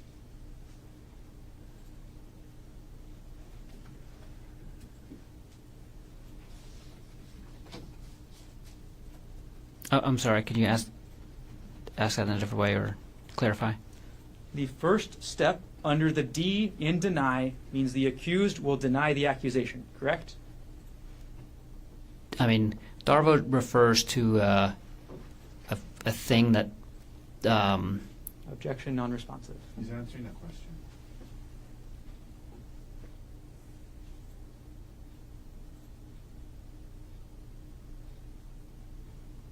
Objection sustained. Can you ask the question one more time? The D in Darvo, Stands for deny. and the first step is, or that means that the person accused will deny the accusation, correct? That's correct. The A stands for attack, right? Right? And that step is the person accused will attack the accuser's credibility. Is that right? It stands for attacking the accuser in many different ways, not just their credibility, but that's one of the ways in which they could be attacked. Yes. So you can attack credibility, right? Yes. You can attack them in other ways, correct? That's right. You can attack them with irrelevant information, right? Lots of different things. Lots of different ways you can do the attack, right? That's correct. And the last section of Darvo, the RVO, again stands for reverse, victim, and offender. Right. Yes. And that's when the perpetrator portrays themselves as the victim, correct? That's right. Darvo is a tactic used by individuals or institutions to deflect blame and responsibility for harmful actions, correct? Yes. We're going to move on to the next day, Doctor. December 26, 2024, at 6:47 a.m., you reviewed your 2018 tax notes. Is that correct? I don't recall that specifically, but that sounds plausible. Okay. We're going to publish the metadata page, so the first page of States Exhibit 114. Okay. You can look at the screen, Doctor. Yes. On December 26, 2024, at 6:47 a.m., you accessed a document called 2018 Taxes GK Notes, Yes. correct? This document is your notes about the taxes you paid in 2018, correct? It's the document that I create that has all the information that I give to our accountant so that to help them do our taxes. So I make a document every year, and for the next year I copy and paste the previous year's document, and then I just change the information and send it to them. Yes. So it does have how much we paid in taxes, but it also has a bunch of other stuff in there. And you said then for the next year, each year you'll copy and paste the last year because obviously you just want to use the most recent year, correct? That's right. But the day after Christmas, you're looking at your notes from 2018, correct? Seems so, yes. And in those notes, you discuss, or you have the information, how much child support you paid in 2018, correct? That's correct. You have how much alimony you paid in 2018, correct? That's correct. You paid about $29,000 a year in child support in 2018, correct? That's right. You paid about $6,000 in alimony in 2018, correct? That's correct. And this was to your ex-wife, Jessica Patella-Ray. Is that right? That's right. Dr. Konig, this is 2018 money we're talking about, right? Yes. Inflation has clearly gone crazy since 2018, right? That's right. So in 2024 dollars, that'd be quite a lot more, right? It would be more. I'm not sure how much more.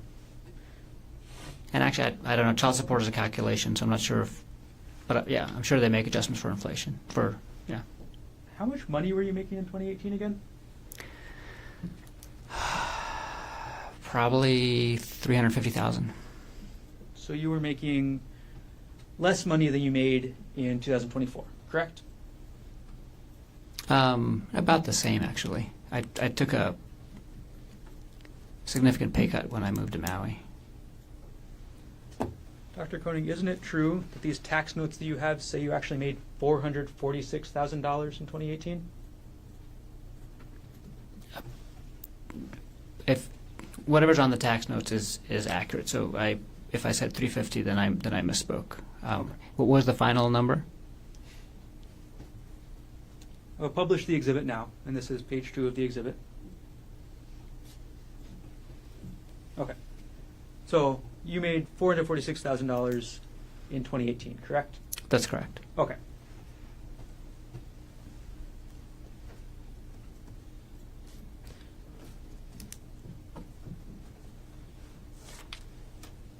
While we're talking about December 26th, we do need to follow up, Dr. Konig, because you mentioned that you had a big fight with Ariel on that day, correct? That's correct. The same day you're looking up your tax documents with your alimony and child support, you get into a fight with Ariel. Is that right? The same day that I look at the tax documents that has a lot of information on it, including the alimony and child support, I get into a fight with Ariel. That's correct. And given the fact that you looked at these tax documents at 6:47 a.m., the fight was after that, correct? Yes. The fight was during the daytime, correct? It was at night. So the night of December 26th, you get into this fight with Ariel, correct? That's correct. And this is the second time in this fight that you tell Ariel to move out, right? It's the second time that I ask her to move out if she doesn't take accountability for the affair. That's correct. It's the second time that you ask Ariel to leave her 18-month-old, right? That's correct. It's the second time that you ask her to leave her 4-year-old, right? Well, that's not correct. I wasn't asking her to leave the children. She would move 200 yards down the street to her parents' house and see the children as often as she wanted to, but she would not be physically living in our house anymore. So that is not correct. I did not ask her to leave the children. So you have this fight with Ariel on the night of December 26th, correct? Yes. And then, on the morning of December 27th at 6:34 a.m., you look at Ariel's pay stub again, correct? I don't recall that specifically, but it's the end of the year. I was probably looking at a bunch of tax documents and financial things, and I always get up early because I have to get up early for work, so that sounds very plausible. It was the end of the year, and you wanted to look at tax documents. Is that what you just said? That's all I can think of why I was looking at these documents then, is end of year finances. This is 2024, right? Yes, The end of 2024, you want to start preparing your taxes for the year, right? that's correct. And you decide that the best way to prepare for your taxes of the year 2024, we're going to publish dates 125 at page 10. The best way to prepare for your taxes in 2024 is to look at how much money Ariel made in the month of January 2022.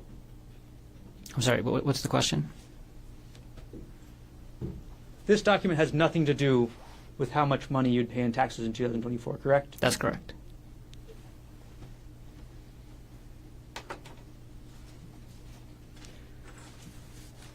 The same date, December 27th, 2024, you order a hidden voice recorder, correct? That's right.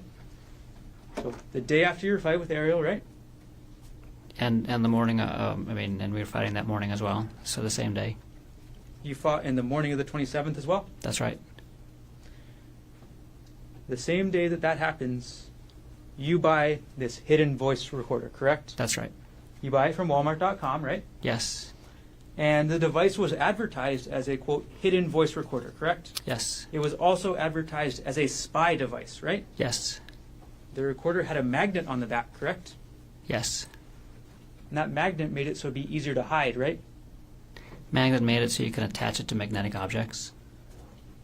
You could put it underneath the desk if the desk was metal, right? You could do that. You could put it behind a fridge if you wanted to, right? If it's the right metal, yes. And you testified yesterday that your purpose with this device was to secretly record Ariel, correct? That's correct. This device would also work just as well to leave in her home office. Isn't that correct? You could, yeah, you could leave it, you could leave it wherever you want to leave it. You could leave it in her home office to test out whether she was still talking to Jeff Miller, correct? You could. And on the same day, December 27th at 9:15 a.m., you looked into the WhatsApp login portal on your laptop. Is that right? I'm sorry, what time did you say? 9:15 a.m. You logged into the WhatsApp login portal from your laptop, correct? That sounds plausible, yes. So as you're having this fight with Ariel in the morning, 9:15 around then, you log into WhatsApp, right? Yes.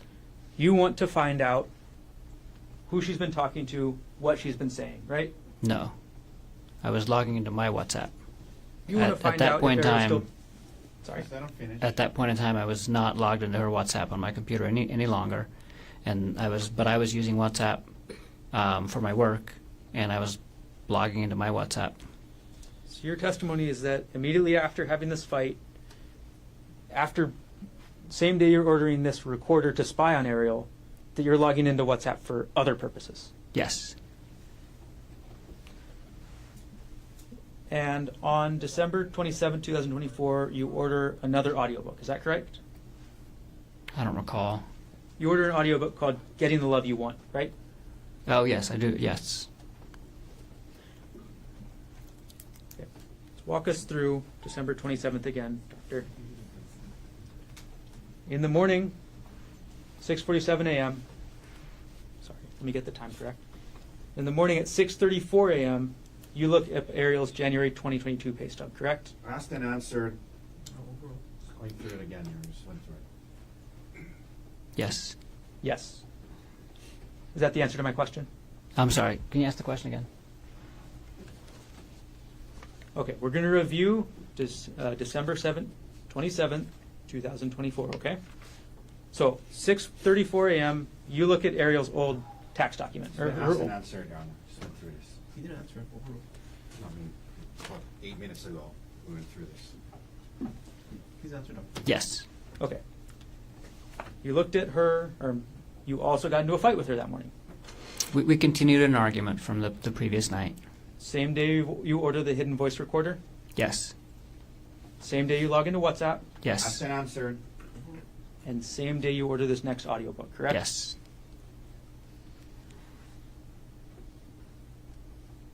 Moving on now to December 29th, 2024. You looked up your wife's Facebook profile, correct? Excuse me. I don't recall that specifically, but I probably did. And you specifically went to her friends list, isn't that right? Again, I don't recall that specifically, but I probably did.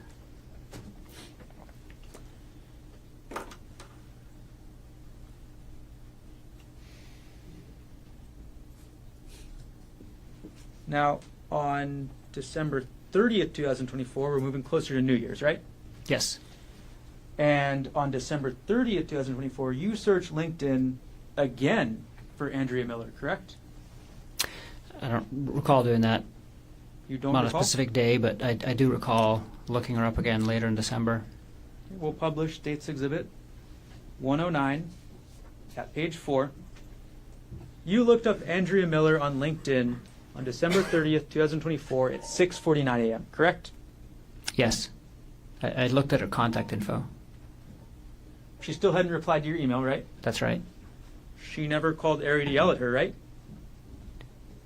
She never called Ari to do anything, as far as I know. Actually, she didn't tell me, but as far as I know, Andrea never called Ari. And then after searching for Andrea on LinkedIn this morning, you canceled your LinkedIn Sales Navigator Core account, correct? That sounds right. I had to cancel it within 30 days, and so I probably went in LinkedIn to cancel the account and then also clicked on Andrea's profile. This is page 5. This is the email confirming your cancellation, correct? Yes. Okay. So, and this is at 6:56 a.m., is that right? That's right. Okay, so you look up her email and then you cancel. You look up her account and then you cancel, correct? Yes. And you say you cancel because you didn't want to pay the fee, is that right? That's right. The only reason I signed up for that feature of the LinkedIn account was to be able to get Andrea Miller's contact info. If you hadn't canceled it, it's in the realm of somewhere about $100 a month, is that right? It's expensive. So you got what you wanted, so you were done. That's right.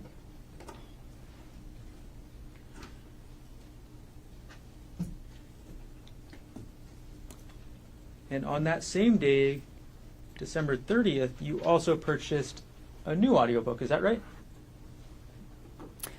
I don't recall. You purchased an audiobook called Not Just Friends on December 30th, 2024, is that right? I do recall purchasing that book. I'm not sure of the exact date, but that sounds like the right time frame, yes. And then on the same day, December 30th at 7:29 p.m., you open up a spreadsheet on your computer, correct? Probably. I work with spreadsheets very, very frequently. On that date at 7:29 p.m., you opened a spreadsheet about your and Ariel's wedding, is that right? I don't recall, but that sounds plausible, yes. And in that spreadsheet, there was information about the wedding, correct? There's a lot of information in the spreadsheet. There's a guest list, right? A guest list, There was Yes. Tasks for you and Ariel to do to prepare, correct? yes, And there was the cost. and a lot of other stuff. There was the cost there, correct? The cost was there too, yes. Okay. Oh, sorry.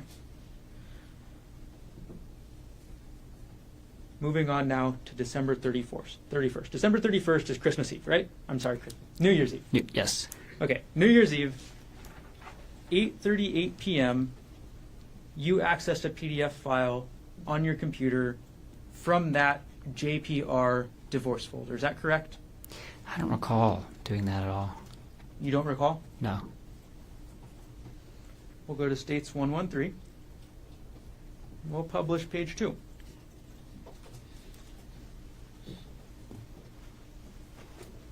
So, on December 31st, 2024, you can see the exhibit, right, Doctor? Yeah. Okay. On December 31st, 2024, at 8:38 p.m., on your computer, this document was opened up, correct? Again, I don't recall opening up this document, and I can't think of a reason why I would have opened up this document. Again, it's a credit card statement from 2016 that was part of the hearing on the divorce, but it's not even actually it's not even the document for the divorce hearing. It's just one of the credit card statements, and I have no recollection of opening this document at that time, and don't know why I did that, or if I did it. And that's what I'm saying, because it says file system last access. Like, so does that get triggered when something other than just opening the document happens? Because I don't recall opening up this document at all. You said a lot At of that words there, time. but at the end of the day, you don't recall, correct? That's correct. That's Okay. correct. This document is in that same folder we talked about earlier, correct? Yes, This is supportive documents for your 2016 divorce hearing, correct? that's correct. And these are the kind of documents that you want to have to present in the hearing, correct? That's correct. They're financial documents that are relevant to a divorce, right? That's right. And this one's actually a bank statement about not yourself, correct? It's a bank statement that was a credit card that was actually in my father's name during that time period. But we were. I'm trying to recall exactly. I think we had used it to transfer like a credit card balance that we had onto his credit card, because they were offering like a no interest, no payments for whatever, and we were using that to pay off this credit card. I was using it to pay off my credit card debt at a more favorable or zero interest rate. But yeah, that was a credit card in my dad's name. So you included this document in your divorce hearing folder because it was relevant to your divorce, right? That's correct. Okay. Now, at 8:38 p.m. on New Year's Eve, you also looked up a March 2022 pay stub for Gerhardt Konig, correct? I'm sorry. Can you say that again? At 8:38 p.m., the same time, on December 31st, 2024, the same date, you also looked up a March 2022 pay stub for Gerhardt Konig. Is that right? I don't recall doing that specifically, but that sounds plausible. Yes. We're going to publish dates 1 to 5, page 11. All right. Dr. Konig, this is the metadata for that document, correct?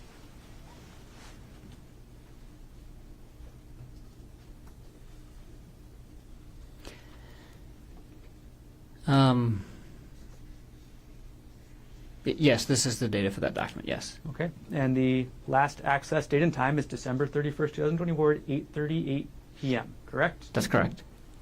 And this document is not in the taxes folder, is that right?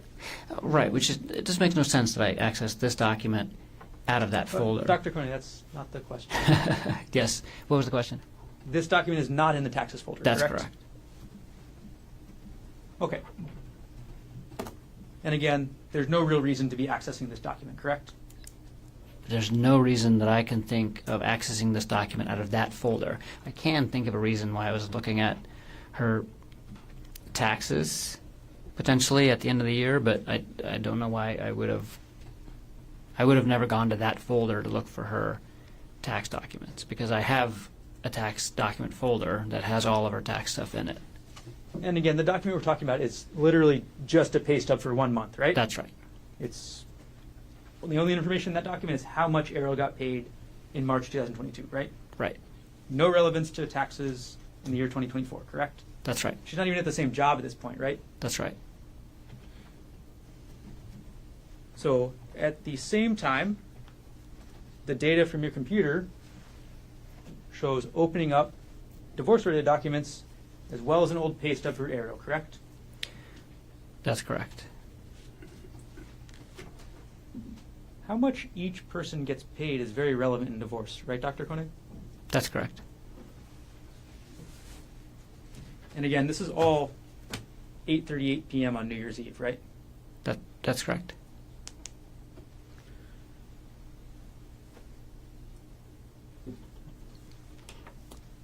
Now, January 3rd, 2025, moving forward a couple days, you save a file on your computer with an Excel spreadsheet that has the chats between Ariel Konig and Jeff Miller. Is that right?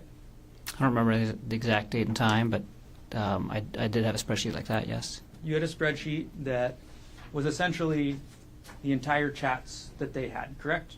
Yes. And you saved that in January 2025, correct? I don't remember the exact date. I thought I did that in December. I know I created the file in December. Okay, we'll publish dates 139, and you created the file on December 24th, 2024, correct? That sounds more reasonable. Okay. You accessed the file on January 3rd, 2025, correct? It looks like it, yes. So it's safe to say that on January 3rd, you're still thinking about these messages, right? Oh, absolutely. They're still in your mind a lot, right? Definitely. You're still upset? I'm still thinking about the affair. It's hard to get off your mind, right? I'm still thinking about the affair. You're thinking about it a lot, right? I'm thinking about it often, yes. It's hard to stop thinking about it, isn't it? No, at that point in time, I could stop thinking about it, and I was functioning just fine. So you say that in January 2025, you were okay to stop thinking about it when you needed to, right? Absolutely. Okay.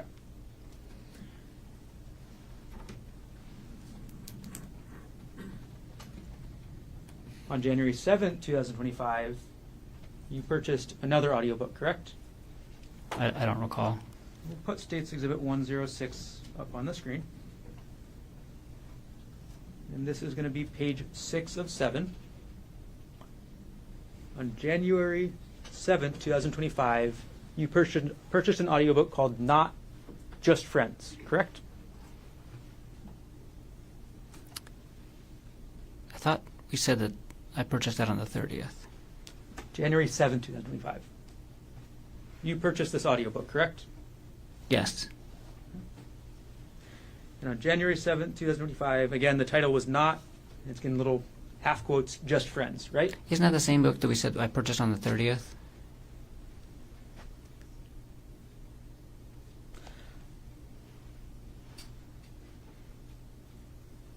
Dr. Konig, you weren't asked about any books on the 30th of December, were you? I'm sorry. We've been talking about a lot of books and a lot of dates, but I agree. I purchased that book on the 7th. Okay. So you agree you purchased this book on January 7th, 2025, correct? Yes. And obviously, when you purchased this book, you were still thinking about the affair, right? Yes. It was still on your mind, right? Yes. And you actually purchased this book, I'll zoom in on the email time, at 4:32 a.m., correct? Yes. So at 4:32 a.m., January 7th, you're still thinking about this, right? Yes.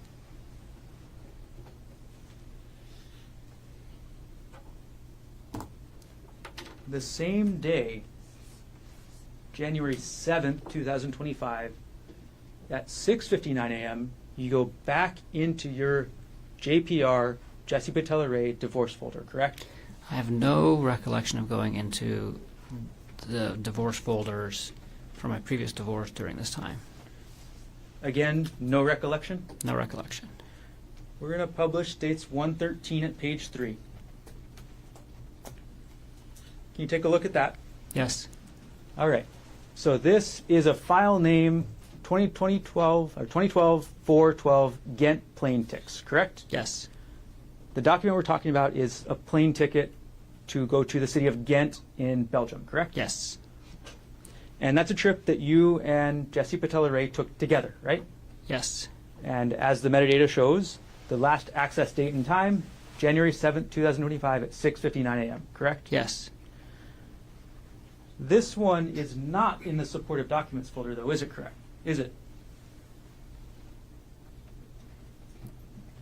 No, it's in the same hearing folder, but it's a folder called Jesse Lived Extravagant Life. Jesse being the woman you were divorcing at the time, correct? Yes, You made a folder called Jesse Lived an Extravagant Life, right? that's correct. You were a little bitter at the time you made this, right? I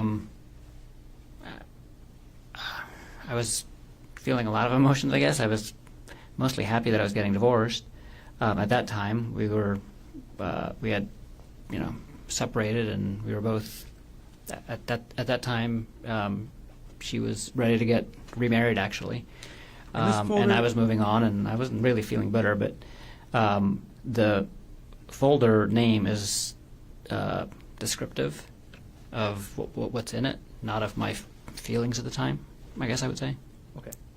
You made the name on the folder, right? Yes, And you say it's descriptive of the documents inside, correct? that's correct. So that means the documents inside are your evidence of how extravagant your ex-wife's life was, correct? That's correct. Dr. Konig, isn't it true that this trip in 2012 to Ghent, you went with Ms. Patella-Ray? Yes, You guys went on that trip together, right? yes, And it's in the Jesse Lived Extravagant Life folder, correct? yes. Before I move on to the next date, do you want to take the break or no? We can go up until 12:30 if you just want to, like to take the break, unless we should take it now. The next group has quite a lot. Okay. We'll take our break now. So, ladies and gentlemen, we'll come back at 1:30. We'll continue on. Leave your notebooks on the chair. Don't talk to anybody about this case. Keep an open mind. You know how to try to learn about this case outside. Have a good night. All rise.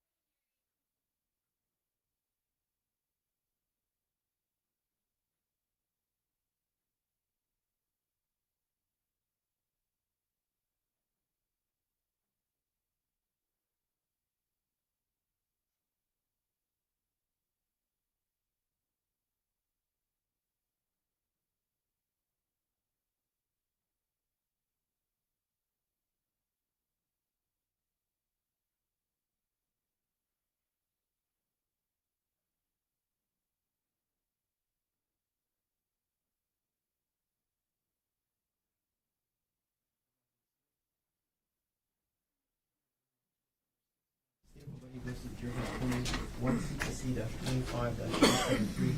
Dr. Konig is present in court with all 4 counsel of record. All jurors are back in the courtroom. Dr. Konig, if you could return up to the witness stand.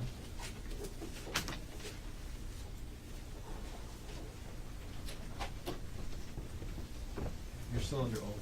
And Mr. Garner, you may continue on with your cross-examination.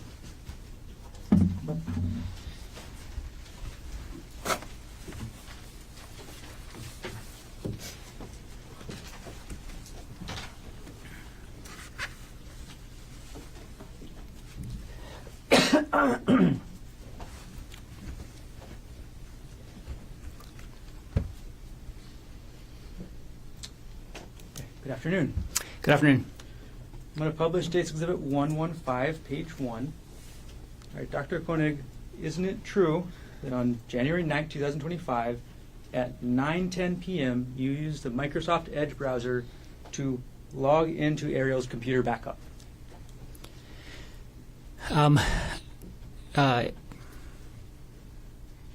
Yes. So what you're logging into that this exhibit shows is a backup of Ariel's hard drive created in 2011, correct? No. It's a portable hard drive that she had that had old documents on it. Okay. And you wanted to go into Ariel's old hard drive to look at the documents, right? That's right. And again, January 9, 2025, 9 p.m., correct? Yes. Or 9:10 p.m., correct? Yes. Okay. So, and this is through a program called Memio, right? I don't know what Memio is. All right. Well, regardless, you go in No. and you look at your documents, correct? Yeah, I just go in and look at the documents. I don't know what Memio is. All right. So you go into the folder for ARI, correct? Yes. Then you go into the documents folder, right? Yes. And you go into the divorce folder, correct? Yes.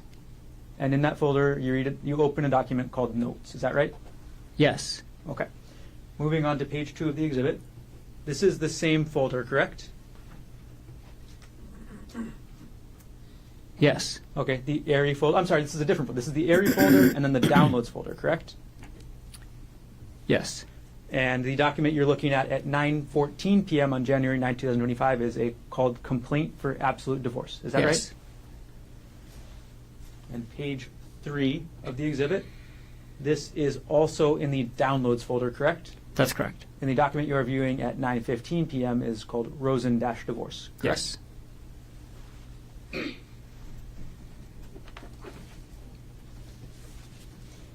And again, these were all on Ariel's external hard drive, correct? Yes. On February 3rd, 2025, you go back to your prior divorce folder, is that correct? I don't recall that at all. Publishing States Exhibit 113, page 4. On February 3rd, 2025, you go back to your divorce folder from your prior divorce to Jessica Patella Ray. Is that correct? I do not recall doing this at all.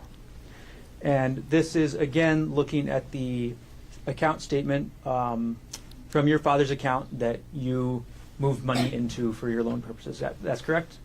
It looks like it's the same credit card. I can't remember if it's the same statement date, but it's that same PK Chase Freedom credit card that we used to transfer a balance into to pay it down.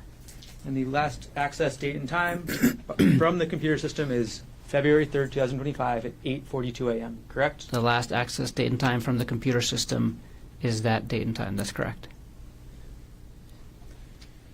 So between December 14th and February 3rd, there are 4 different accesses to your prior divorce folder on your computer, correct? From the computer system, yes. That you have no recollection of. That I have no recollection of. But you are looking at Ariel's documents on her hard drive about divorce, correct? Yes, I did look at that divorce folder on her portable hard drive on that date and time. And during that time period, you're also looking into Ariel's old pay stubs, right? Yes. You're also looking into your tax notes that include information about how much alimony and child support you paid, right? Again, I don't recall looking at a 2018 tax notes during that time, but that tax document was accessed by the system at that time, and that tax document does include alimony and child support. And you're researching these financial documents and these divorce documents because you want to see how much damage you're going to suffer in a divorce. Isn't that right? That's not right. In January, you also review your wedding documents again. Is that correct? I don't recall. Maybe show me what you're discussing.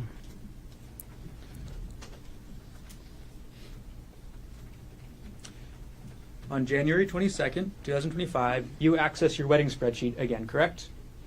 I might have. I don't specifically recall. Published dates 124 at page 11. The access date is January 22nd, 2025, correct? That's correct. And this is another spreadsheet with the same material we talked about earlier, correct? Yeah, that's another Guest list, right? version of the wedding spreadsheet. Yes. It's got your guest list on it, yes? Yes. It's got your task that each of you have to do. Yes. It's got the financials, right? Yes.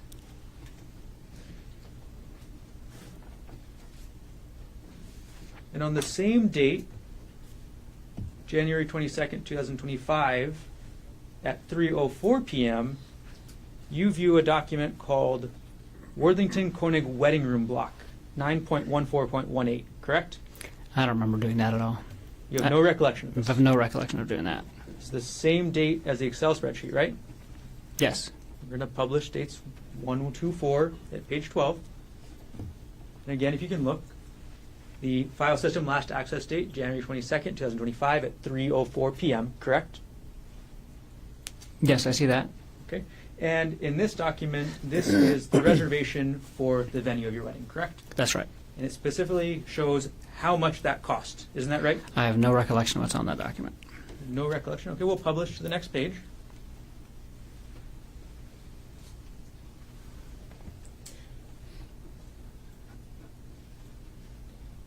There's a table in the middle right here, isn't there? Yeah, and that's the guest room block, so that shows if our guests decide to stay at that hotel, what they would pay under the wedding rate for those 3 different rooms. We'll move on to the next page. This is basically rules that you have to follow, or what you have to decide Sure. what the rules are.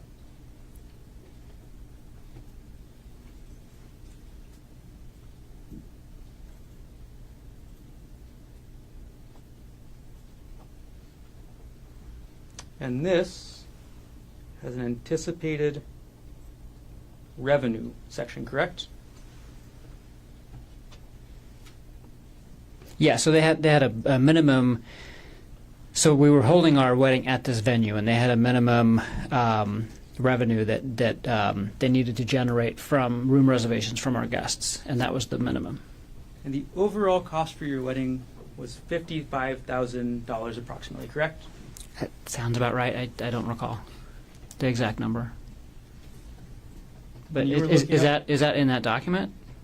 I asked you in general. No. Oh, I'm just wondering where you got your number from. The overall cost from your wedding is from your spreadsheets, correct? Yes. So you're looking up multiple different spreadsheets with the cost, right? I have no recollection of looking at the wedding room block document. I don't have a recollection of looking at the wedding spreadsheet either, but I could potentially think of a reason why I would have done that. But I've no recollection of opening that wedding room block and have no idea why I would have done that. The next date that you open the wedding spreadsheet is February 24th, 2025. Isn't that correct? I don't remember opening the wedding spreadsheet, but You don't recall? Okay. You also open a document called Final Floral Proposal on March 14th, 2025. Isn't that correct? no, I don't think I did. I don't remember doing that. And if that's related to the wedding, I certainly did not look at the floral contract or whatever. What is it called? You're saying you did not look at the floral contract No. or the final floral proposal. Is that right? I 100% did not look at the final floral proposal for our wedding in March.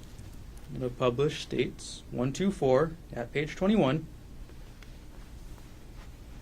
The document that we're looking at has a file name of Final Floral Proposal, correct? That's correct. File system, last access date and time, March 14, 2025. Yeah, the computer system accessed it on that date and time. I have no recollection of opening this document and looking at that date and time. The computer system did all this? Yes. The computer system opened this document, is what you're saying today? I'm not sure Where what the does computer access system go? did. It says Okay. accessed. That is what the computer It says system. access. Just that? The computer system accessed this document, right? That's correct. Okay.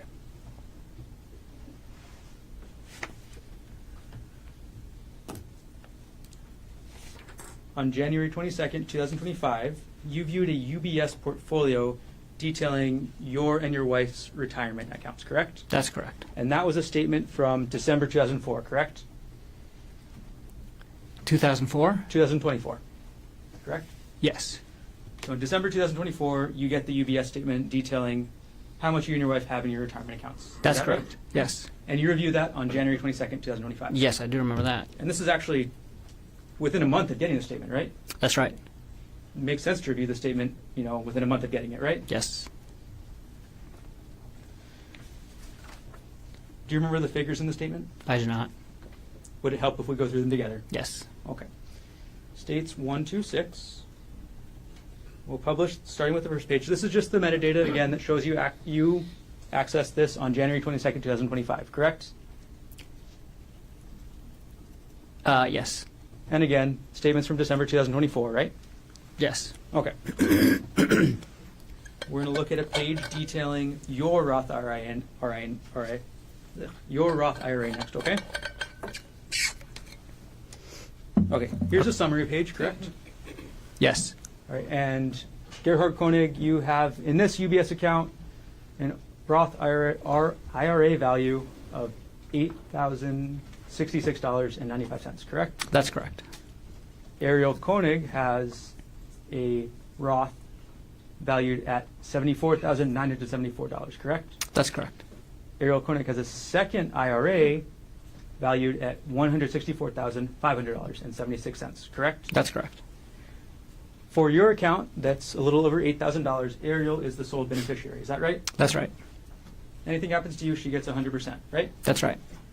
For Ariel's Roth, the one that's about $75,000, you are the sole beneficiary, right?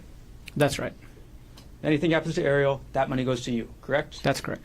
For Ariel's IRA, valued at $164,000 approximately, you are also the sole beneficiary, correct? That's correct. Anything happens to Ariel, that $164,000 goes to you. Is that That's right? right.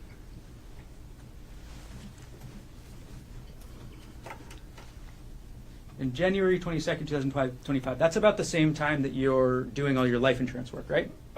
That's right. And that's the same, or around the same time that you send Ariel that email instructing her to get a $250,000 life insurance policy, correct? I did not instruct her to get that. It was a discussion that we had together, and the email was a summary of the product and the person to talk to after I contacted AAA. So I wasn't telling her to get life insurance. It was, here, contact this guy and ask for this product to get the life insurance that we discussed. And you sent that on January 21st, is that correct? I don't recall the exact date, but that sounds like it's the right date. On February 4th, 2025, you viewed a May 2022 pay stub for Ariel, isn't that correct? I'm sorry, say that again? On February 4th, 2025, at 2:29 p.m., you viewed a May 2022 pay stub for Ariel, correct? I have no recollection of that.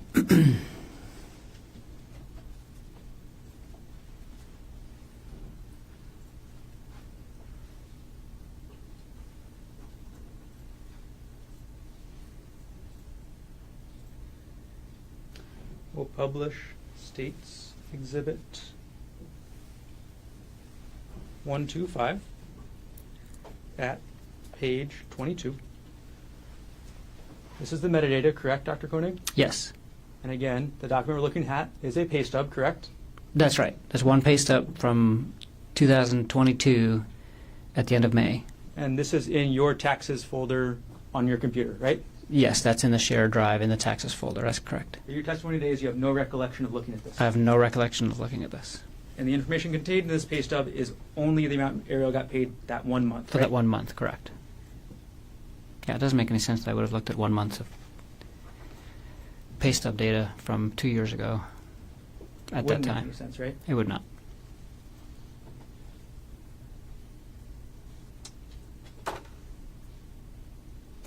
On March 14th, 2025, you viewed a 2018 Wealthfront account statement for Ariel. Isn't that correct? I don't have any recollection of that. Published States Exhibit 125 at page 24. Now, again, this is about a 2018 statement, correct? That's correct. And this is a statement for an account, a retirement account, or sorry, an investment account belonging only to Ariel. Isn't that correct? Yeah, but I don't even think she still had it at this point in time. So this was a. Objection, non-responsive. Yeah, I have no recollection. I have no recollection of looking at this document. Ask the question again. This document is from 2018, correct? That's correct. And again, no recollection. No recollection.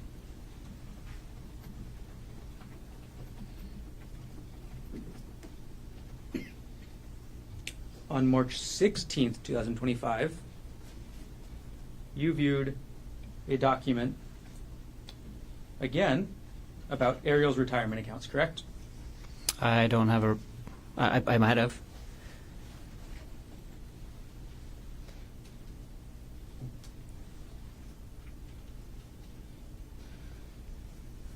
In a published States Exhibit 125 at page 36.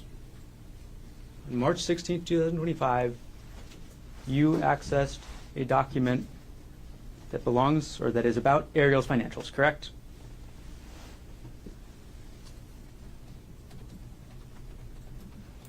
This is on my desktop. I don't know what's in that document.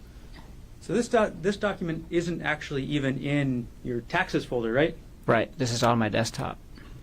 Meaning every time you open up your desktop, you see this document, right?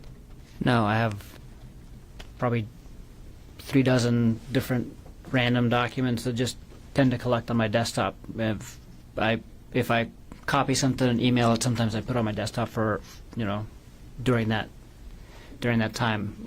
I was not aware that this was on my desktop. I'm sure it was. That's the location of it, and I don't remember. Don't remember what this document is at all.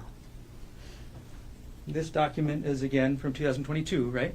That's correct. And this is showing how much Ariel had in her Westinghouse retirement account in 2022. Is that right? I can't answer that unless I can look at the document. We'll publish the next page. This is a similar document to one that we viewed this morning, right? Yes. Okay, and it tells you in the top right, which I'll zoom in on, how much Ariel had in her retirement account as of a certain date, correct?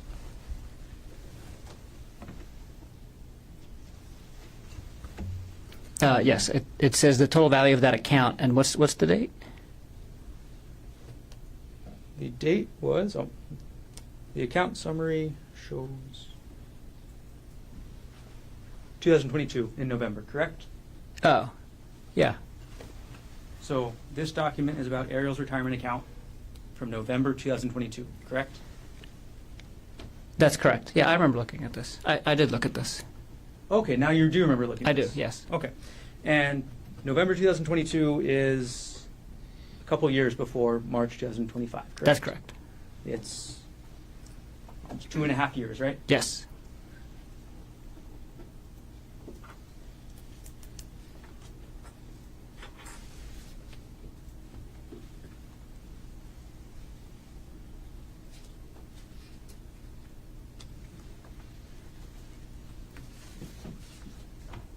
Now, you've been asked about your research into hiking, is that right? That's right. And you testified yesterday that you do a lot of hiking, right? I do. Isn't it true that there are only searches and computer data related to hiking between the dates of February 28, 2025 to March 4, 2025 on that computer? That's correct. Well, objection. There was a search range in the search warrant. Do we speak in objections? There was a search range in the search warrant. His question was about the entire computer. Approach.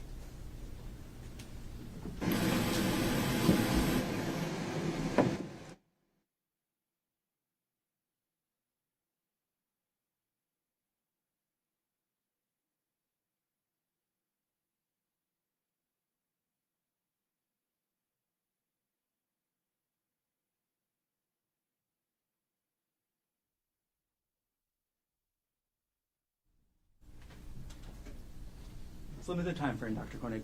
Between December 2024 and March 2025, the only data related to hiking from your computer is for those 5 days, correct? That's correct.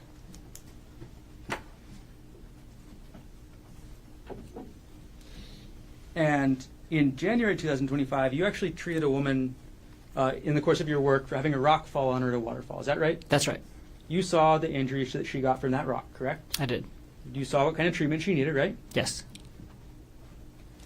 And in February, at the end of February, that's when you started researching hikes, correct? That's correct. Published states 111. Publishing states 111 at page 1. On February 28th at 2:55 p.m., you searched Maui secret hikes, correct? I did. Then on the same date at 3:13 p.m., you searched secret hike Waikamoi Falls, correct? That's correct. Then a couple minutes later on the same day, you move on to Oahu, correct? Yes. And you search best Oahu hikes, right? That's right. And by this time, you know that you're going to be taking, or you've discussed this Oahu trip with Ariel, correct? Yes. And the start of your search for Oahu is best hikes Oahu, right? That's right. And then you go to a website called alltrails.com, correct?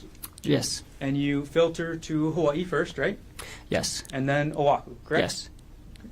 And the title of that website is the 10 best trails and hikes in Oahu. That's right. Okay. The Palipuka Trail is not in those 10 best trails, is it? I can't remember, but I don't think so. Publishing next page to page 5. So February 28, 2025, 3:30 p.m., you click on a YouTube link titled Easy Hike on Oahu, Makapu'u Lighthouse Trail. Is that right? That's correct. Okay. And just a couple seconds later, publishing the next page, again at 3:30 p.m., you click on a different YouTube link for the top 10 easy Oahu hikes for everyone. Is that right? Yes. So first you look at best hikes, right? Yes. And then you see these 2 YouTube videos for easy hikes, right? Yes. You don't watch these full videos, right? Probably not. You don't watch these videos because at next page, 7 out of 10, 3:31 p.m., you're looking up difficult hikes, right? That's right. Because easy hikes is not for you, right? Yeah, the hikes that I found on the Easy Hikes website wasn't what we were looking for. Difficult hikes are generally more dangerous, right? Sometimes. Difficult- Sometimes they're just longer. Difficult hikes have rougher terrain, right? Sometimes. Difficult hikes have higher drop-offs, right? Not necessarily. Difficult hikes can have more exposure, correct? They could. And these difficult hikes, these are the kinds of hikes you were interested in, right? Yes. Now, your search for difficult hikes brought you to a website called journeyera.com. Is that right? That's right. And the first page you looked at on journeyera.com, I'm going to scroll to page 8 of this exhibit, is the URL just says Oahu hikes. Is that right? That's right. And again, you're listing Journey Era on February 28, 2025, correct? Yes. So this is still the first day that you're researching hiking, correct? That's correct. And moving on to the next one, next page, page number 9, you end up going to a page on journeyera.com saying the 35 best hikes on Oahu, the ultimate guide, right? Yes. Although the URL talks about the Stairway to Heaven, this is actually a list of 35 hikes, correct? Yes. Okay. And on that list, you see the Palipuka hike, correct? Yeah, among 34 others. And then, on March 3rd, 2025, you go back to the journeyera.com website. Is that right? That's right. And this time, you're going to look at the Palipuka hike page specifically, correct? That's correct. Okay, March 3rd, 2025, 7:19 a.m., correct? That's correct. Okay. And you've seen the website you looked at up on the screen, yeah? Yes. Okay, we're going to put it up and go through it together.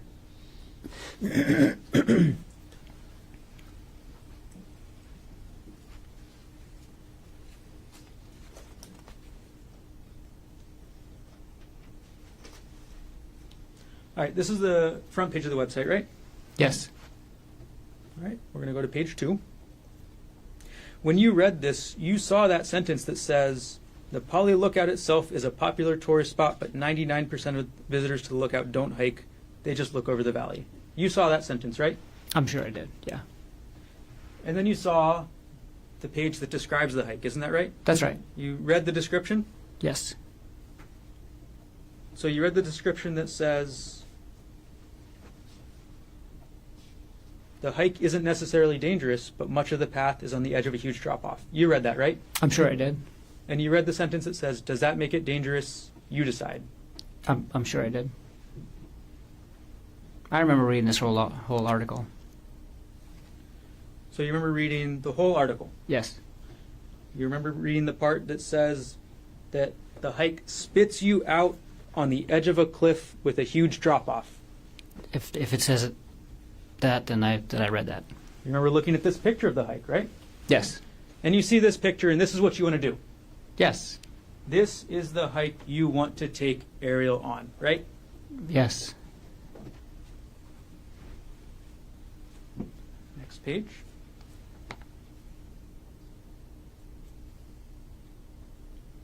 In this page, the author describes and shows a picture of themselves enjoying themselves, right?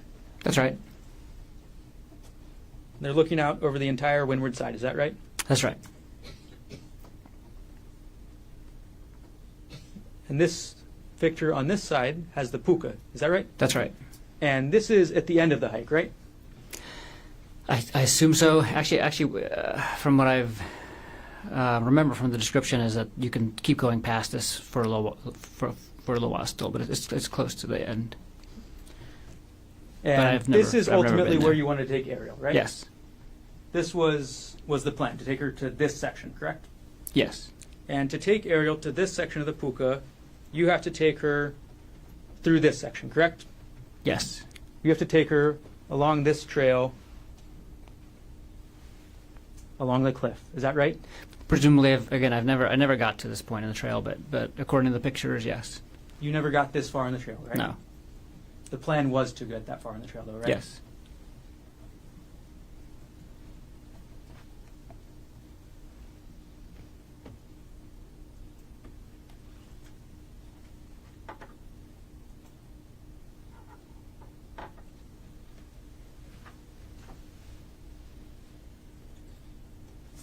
And then you saw the end of the article. Sorry, I'll put it back up. You saw the end of the article where it gives you advice, right?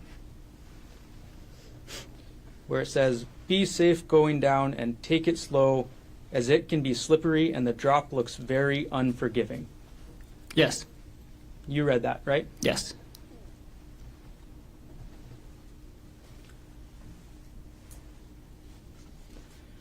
Now, while this is all going on, you've also been working on updating the insurance, correct? Yeah, so we applied at the end of January, and this was March 4th. Yeah, by this time I think Aries' policy had already gone through, and either one, and maybe one of my policies did, but not both. Your insurance policy doesn't go through partially until March 12th and then completely on March 24th. Is that correct? That sounds right. On March 17th, you actually search up Ariel's profile on Facebook again. Is that correct? I don't have a specific recollection of that, but I probably did. And on March 4th, 2025, you were also looking at WhatsApp again, correct? Probably. I was using WhatsApp every day You were using WhatsApp every day. for work. Now,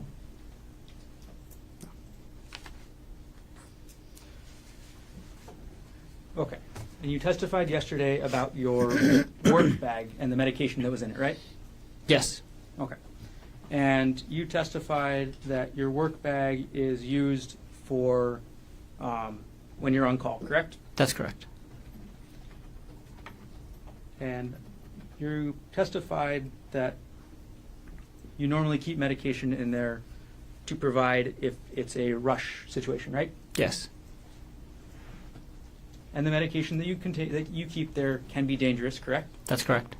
The medication that you keep in that bag can kill somebody, right? I'll have to look at the medication that's in there, but a lot of the medications that I use at work can be lethal if not given appropriately. Well, let's publish State's Exhibit 98. Can you see the vial on the bottom right of this bag? Yes, I can. Do you need me to zoom in so you can read the label? No, I know what that is. The trade name of this drug is called Diprivan, is that correct? That's correct. The actual name of the drug, or the scientific name, is called propofol, correct? That's correct. Propofol is one of the main drugs that actually, I'll use a non-scientific word, puts you to sleep during anesthesia, correct? It's a very common drug that we use to initiate and sometimes maintain anesthesia. Propofol is rather famous, right? Yes. Propofol is the drug that killed Michael Jackson, is that right? That's right. You've heard of that story, of course? Yes. Okay. It is not a controlled substance, that's correct? That's correct. Okay. And you actually have a controlled substance license yourself, too, right? I do. So you can carry more dangerous drugs than propofol, correct? Yeah, I don't think I can. I think because my controlled substance license doesn't allow me to dispense; it just allows me to administer. And so, all of our controlled substances are controlled at all of the locations where we work. And so we have to check them out and check them back in, and then document all of the vials that we used during the day. I've never taken controlled substances home. I would never. It's not something I want to get into. So I don't even know if it's allowed under my license, but I could administer it.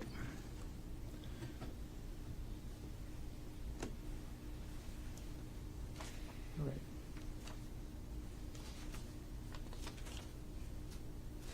Now, let's take this exhibit down, and let's talk about March 24th, 2025. It was a normal morning, right? Yes. You and Ariel weren't fighting when you woke up at the hotel, correct? No. You gave her that birthday card, right? Yes. And then you and Ariel go to the bakery and get breakfast, correct? No, we went and got breakfast in the hotel. Got it. And then you go to the bakery to get coffee, right? Coffee and pastries, yeah. And then you and Ariel head out in your rental car up to the Pali Puka, is that right? That's right. You drive up the Pali Highway, right? Yes. And you park in the parking lot at the Pali Lookout, correct? That's right. Okay. And you knew from your research into this hike that 99% of the people up at that lookout would not be going on the trail, correct?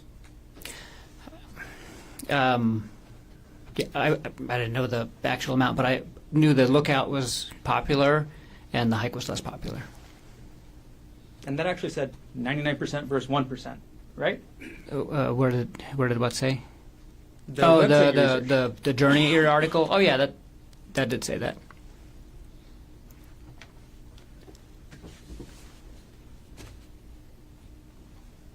The website even told you, does that make the hike dangerous? You decide. Is that right? No, the website when the website said that, it was talking about the trail being next to a cliff, not the trail being some isolated, secluded spot that there's no people. The website said you decide if the trail is dangerous, correct? No, the website said specifically, it's not dangerous if you stay on the trail, but if you don't stay on the trail, you might fall off the cliff. Is that dangerous? You decide. And you saw that cliff, right? I did. On the picture, And you saw that cliff was at minimum several hundred feet high, correct? yes, You know, common sense tells you somebody falls off that cliff, they're going to die, right? that's correct. And the website even tells you that the hike spits you out on the edge of a cliff with a huge drop off. Is that right? That's right. And that photo that we looked at shows the trail going right along the cliff edge, correct? For parts of it. And this is the hike that you wanted to take Ariel on for her birthday, right? Yes. You wanted to go through the start of the hike, correct? I'm sorry. Can you say that again? You wanted to do more than just start the hike, correct? I wanted to do more than just start the hike. That's correct. You wanted to do the whole hike, is that right? That was the plan.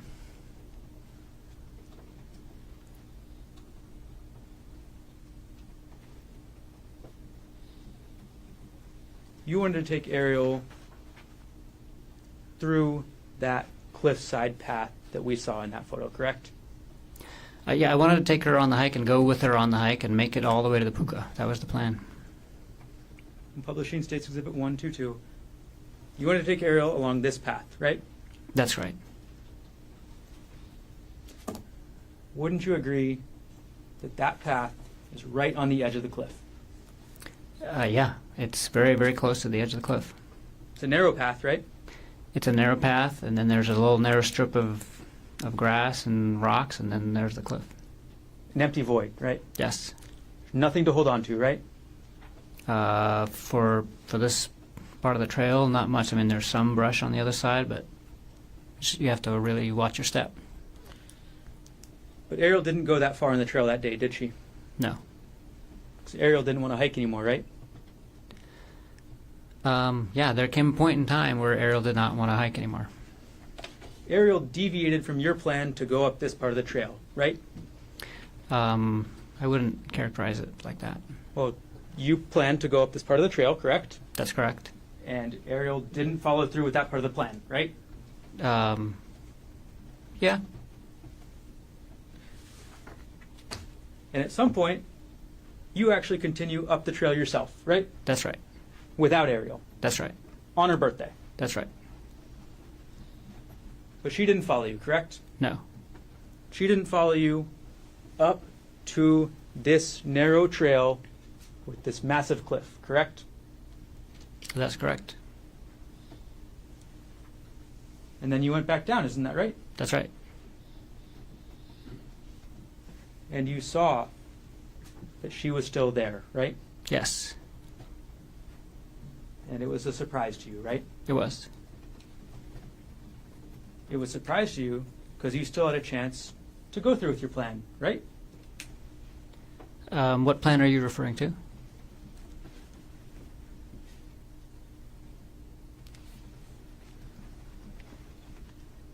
It was a surprise because you still had a chance to go through with your plan to push Ariel off the cliff. Isn't that right?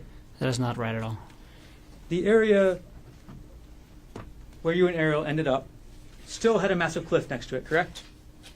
Yes, The area where you took the selfie had a massive cliff behind it, correct? that's correct. It would work just as well as the area in this photo to push somebody off, correct?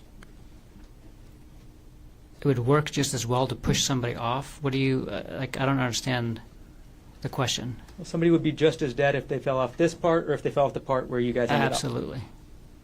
Yes? They would be as dead falling anywhere along this trail because the cliff is extremely high. I'm going to take these a bit down.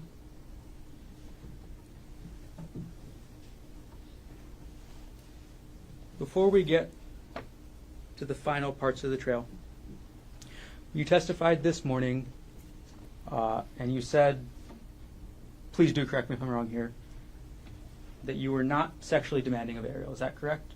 That's correct. That is your testimony. Yes, You and Ariel went to couples counseling, isn't that correct? that's correct. And when you went to couples counseling, you testified about the counseling yesterday, right? Yes. Can we And approach?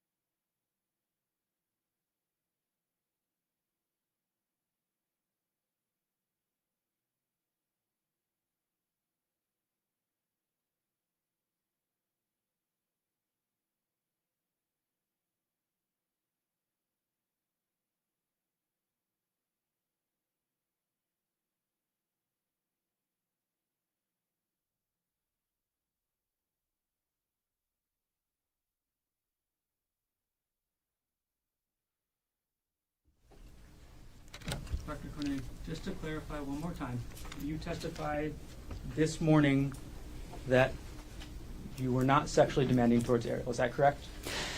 I think the question was if I ever demanded sex of Ari, and I've never demanded sex of Ari.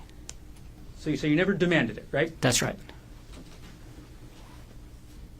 How often did you want to have sex with Ariel?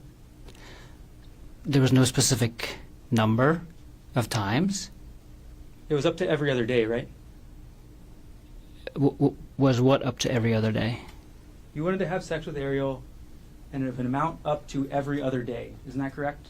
At some point in our relationship, we had sex, I'm sure, every other day for, that period of time, but there was never a point in our relationship where I... What's the question?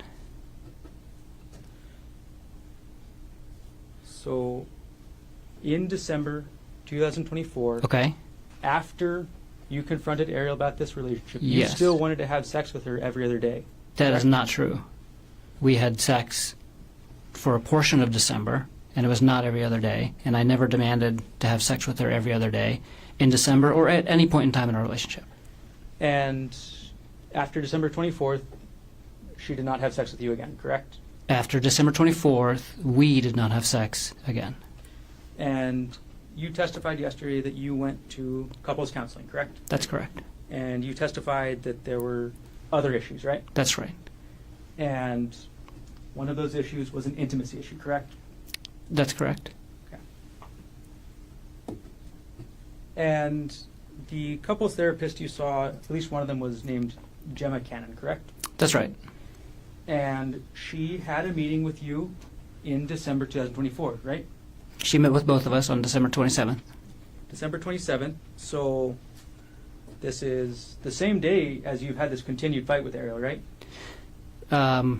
We had, I would say, two arguments, two big arguments in December, and one was around the middle of the month, and the other one was on the night of December 26th, and then we argued about it again on the morning of December 27th, right before counseling. That's correct. So you went to counseling with both you and Ariel, correct? That's right. And you both told the counselor what your problems were, right? Yes. And the counselor, Miss Cannon, Objection. If we get hearsay, if we're getting into what somebody else said. The substance not coming in. Overrule. Excuse me? No. It's not substantive. Overrule. okay, so you and Ariel both told the counselor what your problems were, right? Yes. Your problem was the same problem you've talked about a lot already, right?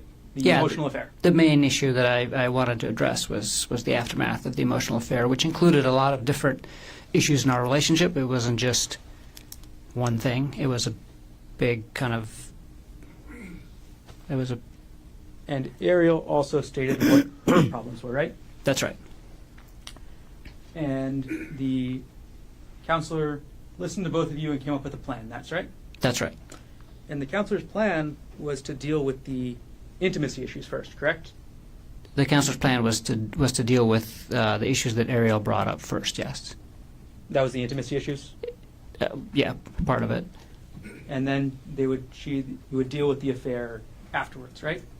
Yes, not afterwards, but because again, these are not just like things you check off, off of a to-do list. The affair was causing a lot of issues in our relationship, and addressing those issues were going to take probably years. And the issues that Ari brought up, similarly, was also not just going to be a check off the box thing, and it's probably going to take some time. And the counselor said that she's going to start off with the other issues, and not start off with the affair issues, but it wasn't just like we were going to finish the one, check it off the box, and then move on to the next. There's overlapping issues, and it's all to do with the relationship, and so it's not fair to characterize it like we were going to finish one and then move on to the other. But we were definitely going to. She said, we're going to basically let's prioritize talking about the issues that she brought up first. Gerhardt, are you okay with waiting to address a lot of the issues to do with the affair until later in therapy? And I said, absolutely. And you testified yesterday that those issues about the affair were never really resolved. Is that right? No, Yes, that's right. So, talked about Ariel's issues, and the issues you brought up were never resolved, correct? I'm sorry, ask that again? The first priority was Ariel's issues, the intimacy issues, correct? The first priority was Ariel's issues, and intimacy was one of them. And then your issue, the emotional affair, was never addressed, correct? And our issue, the affair, wasn't adequately addressed ever either. And neither were the emotional issues. And I have to say, part of the affair and the aftermath of the affair, I had emotional issues, intimacy issues as well with her. So the intimacy issues went both ways.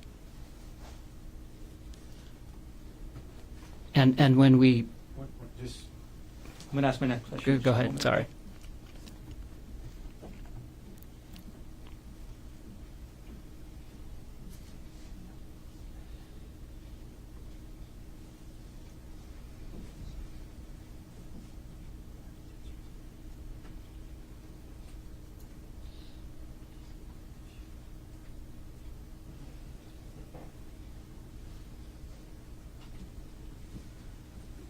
Okay. Let's go back to the hike, Dr. Konig. Okay, March 24th, 2025, you testified about the hike yesterday, correct? yes, You testified that you and Ariel had a massive argument, right? yes, You testified that on her birthday, Ariel brought up a subject she knew would upset you, right? I'm sorry. You didn't testify to that, but that is what happened, correct? that is what happened, yes. You testified that Ariel brought up that she wanted to go back to work and speak to Jeff Miller again, correct? She was still working, so she wasn't trying to go back to work. She wanted to start traveling with him again. And your testimony is that this is what Ariel decides to bring up on her birthday trip with you, right? Yes, And that she decides to bring this up on the Palipuka Trail, right? that's where she brought it up. That's correct. So you testify that you have this argument, you separate, and then you come back together, right? Yes, You take this selfie right by the cliff, correct? yes, And then you testified that Ariel pushed you, right? yes. And you testified that you could barely hold on, right? I almost went off the cliff. And then you turned around and you testified that Ariel was 5 to 10 feet away, right? By the time I turned around, she had backed away, and she was not. And yeah, that was part of why I was concerned that that was a shove and not a accidental thing. And then you approached her, you went towards her. I did. So you think you about get pushed off a cliff, and then you go 5 or 10 feet to get to Ariel, right? I moved towards her. That's correct. And then you say that Ariel pulled you onto the ground, right? That's correct. You're bigger than Ariel, right? Yes. You have at least, or at the time of the offense, or at the time of the incident, you had at least 20 pounds on her, right? Yeah, roughly 20 pounds. You're stronger than her, right? Probably. You're a doctor, so you know that men generally are stronger than women, correct? Yes, It's just a scientific matter of testosterone, right? that's true. But you testify that Ariel managed to pull you to the ground, and she pulled you on top of her, right? That's correct. Okay. Then you testified that Ariel wouldn't let you go from on top of her, right? That's correct. You testified that she wrapped her legs around you, right? She wrapped at least one leg around me, yes. Yesterday you said legs, right? I think I said leg. It was at least one. And you testified that she grabbed your testicles, right? She did. And that she wouldn't let go, right? That's right. All this time, you were on top of her, right? That's correct.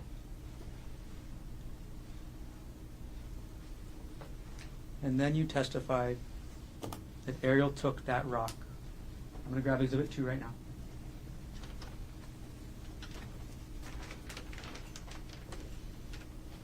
You testified that Ariel took this rock and hit you in the face. Isn't that right? That's right. And you said the first hit, she got me kind of good, right? That's right. And you said she kept trying, right? That's right.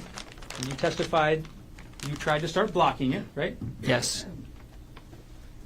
And you testified she actually got a couple more hits in, right? Yes.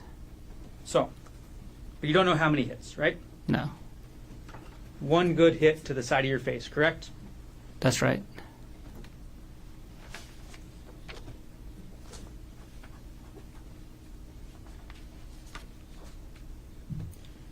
I'm going to publish State's Exhibit 236.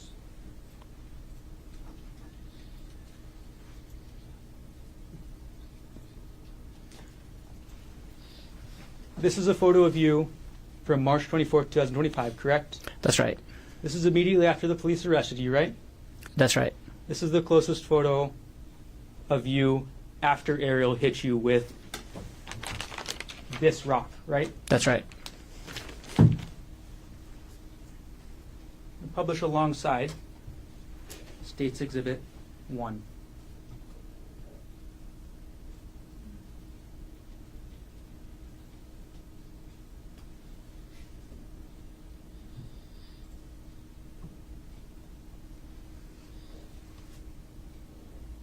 Okay, so on the right side, we have you after Ariel got one good hit with you with the rock, right? That's right. And on the right side, we have you after Ariel kept hitting you with the rock and got a couple other less good hits. Is that right? That's right. On the left side of the screen, you testified that you hit Ariel 2 times, right? That's correct. On the left side of the screen, we have the results that you say you hit her only 2 times, correct? That's correct. Let's move on to the next day. We're going to publish State's, I'm sorry, not the next day. We're going to publish State's D30 on the right side. I'm sorry, Defense 30 on the right side. Okay, look at the right side of the screen, please. This photo on the right side of the screen is you at the hospital, correct? That's correct. You at the hospital on the night of March 24th, 2025, correct? That's correct. This is you at the hospital after Ariel got a good hit on you with this rock, correct? That's right. On the left side of the screen, I'm going to put up States 23.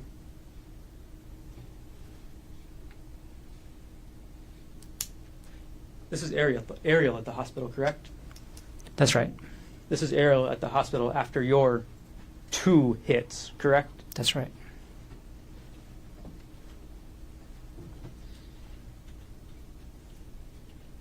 And you say only 2 hits to Ariel, right? I only hit her 2 times.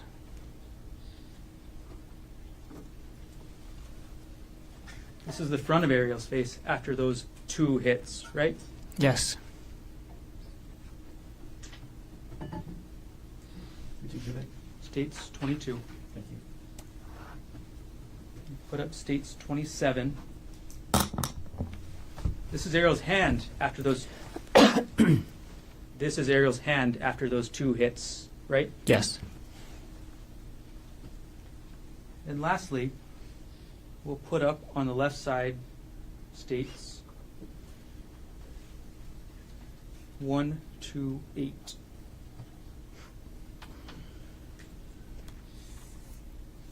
On the left side of the screen, that's Ariel on March 25th, 2025, correct? I don't know when that picture was taken, but I'll take your word for it. That's Ariel the day afterwards, right? Like I said, I don't know when that picture was taken, but I'll take your word for it. We'll publish on the right side States 239.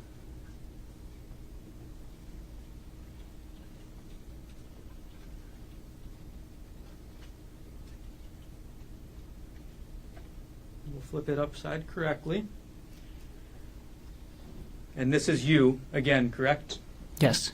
This is you on March 25th, 2025, right? I think that was like the night of, like just after midnight, but it was after the previous picture. That's right.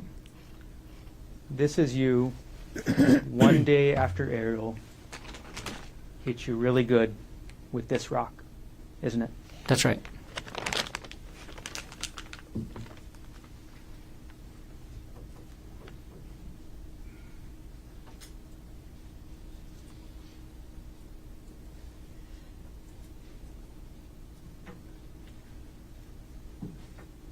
Take the recess. I'm sorry. Should we take the recess? That was a good time. Ladies and gentlemen, let's take our afternoon recess. Ms. McKellen will get you at 2:45. Leave your notebooks on the chair. All right.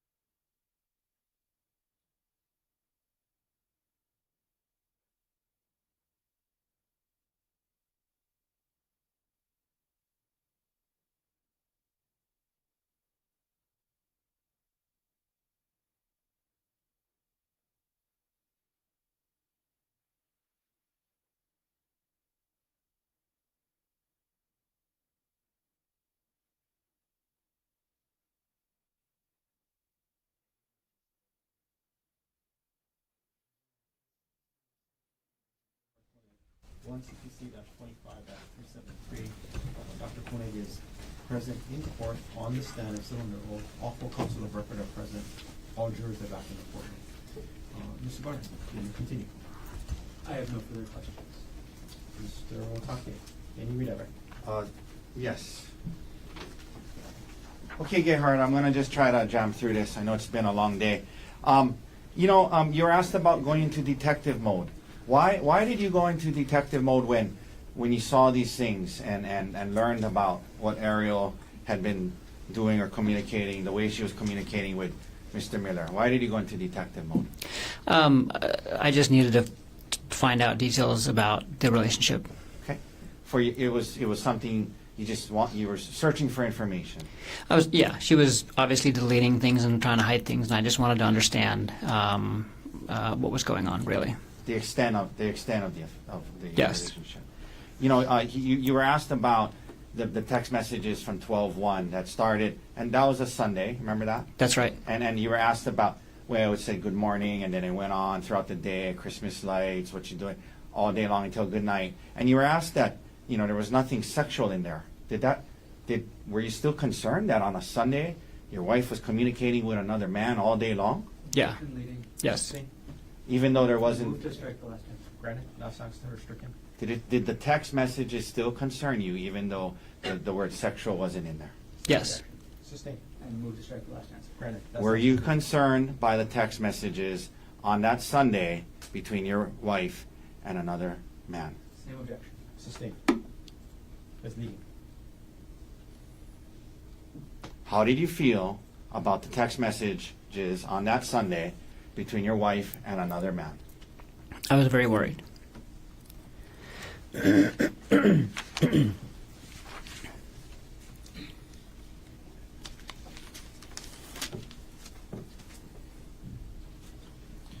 Why did you tell Bryant first? Why did you reach out to Bryant? I reached out to Bryant because he was one of my best friends, and I needed advice, and I wanted to give him a heads up about what was going to happen on the trip. Okay. When you and Ariel talked about her quitting her job, what was your interest? My interest was for her to terminate her relationship and her contact with Jeffrey Miller. Were you going to be perfect? Were you okay with her getting another job? Absolutely. Was there a conversation about her looking for another job? Objection leading. Sustained.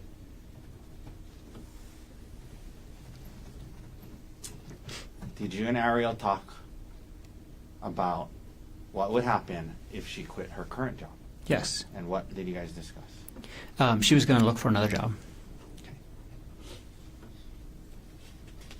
You were asked a lot about her this conversation about her moving out and then not. Initially, what was your thoughts about her moving out? Initially, when you found out about it in San Luis Obispo? I would have preferred if we could deal with the affair in an isolated environment, and so it would have been preferable if she had moved out. Did you eventually change your thoughts on that? Yes. Okay.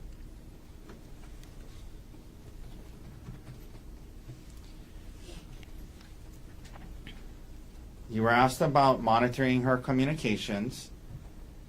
Is there anything you learned in the audiobooks about that? Yes. What did you learn from the audiobooks about monitoring her communications and her sharing, giving up some privacy during this healing period? I learned that as part of rebuilding trust in a relationship after an affair, especially in the digital age, it is going to require proactive giving up of some degree of privacy by the cheating spouse. Okay. Now, you were asked about in December time period certain things that on your computer when they ran this access search indicated it was accessed. Okay, so I'm going to quickly ask you. I'm not going to spend hours on hours on it. Okay. Ask you a few questions about it. Yeah. The things about Reddit and the audiobooks and things to do with infidelity. Why were you looking up these things in late December? Because I was working on our relationship. Were you still having a hard time with it all? I was. Okay.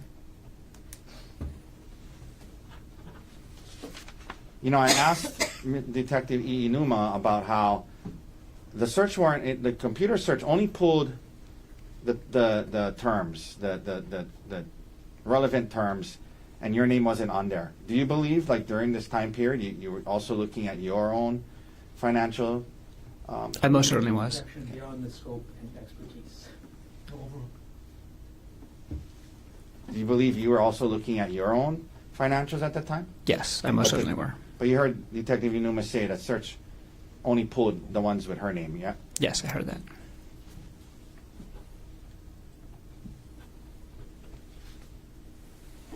You mentioned at the end of the year, sometimes you were saying, you're asked about, I just want you to explain it more. So at the end of the year, when you're doing some tax planning, would you commonly look through certain files? Leading. No, you can answer that. Yeah, and not just tax planning, but just financial planning, like budgeting and things like that, and kind of reviewing, like, you know, how our retirement accounts were doing, and it was more than just tax planning. You know, there was a retirement account of Aries that they brought up. Yes. I wanted to ask you, I think you're trying to explain, but why do you have a recollection of why you might have been looking at her retirement account? Yeah, so she had Tell the jury why. she had like almost $200,000 in her retirement, and when we purchased our house, we purchased it through UBS actually. So they actually do home loans as well, and as part of that, they convinced us to move all of her retirement into one of their accounts, which is a managed account. So they charge a fee on it, and they wanted me to move my retirement account out of my account too when I terminated my job, but that was after we closed on the house. So we didn't end up doing that before we closed on the house, and I was glad because Aries' return at UBS was very poor for 2024, and so I was looking at her return in 2024 that she got at UBS, and I was looking kind of at historical data, and then I was also looking at her return that she used to get on the same retirement money when it was still held at Westinghouse. And it was part of the process to decide if we were going to switch her retirement account to a different account and provider to get a better return. Okay. You know, all these financial documents they brought up, were you trying to, like, see if it would be cheaper to kill her than divorce her? No.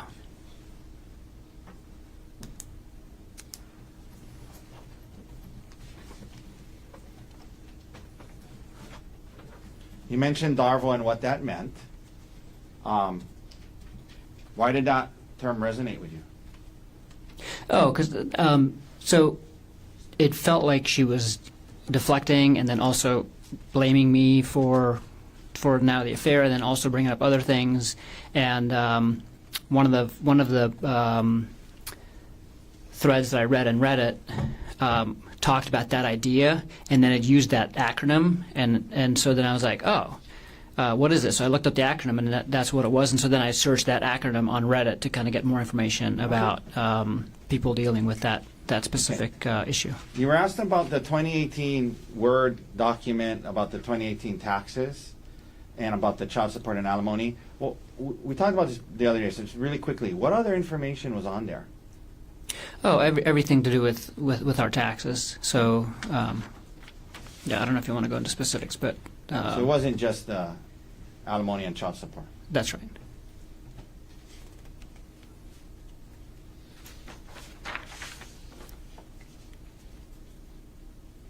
Do you typically wake up early in the morning? Yes.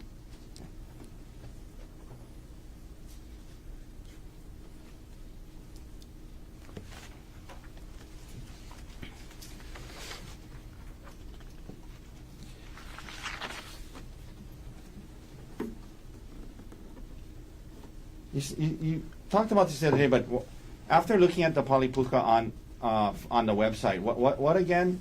Why did it seem like a good one for you guys? What was the reasons? Yeah, I thought that was going to be a really good hike for us to do because, like the prosecutor mentioned, it has these expansive views of the entire East Oahu. I'm sorry, West Oahu. No, East Oahu. East Oahu. That was kind of one of our goals, is to kind of explore the island, but kind of see it, so we can get an idea of what the island looks like. It was a relatively difficult hike, which we're kind of used to, and we like hikes like that. That's like a little bit out of the ordinary. And it ended up, at this really cool spot where we can take a picture. It was close to Waikiki, and it was a short hike. Okay. Fit You into our guys wanted schedule. to do other things that day. Yes. Okay. 1 second.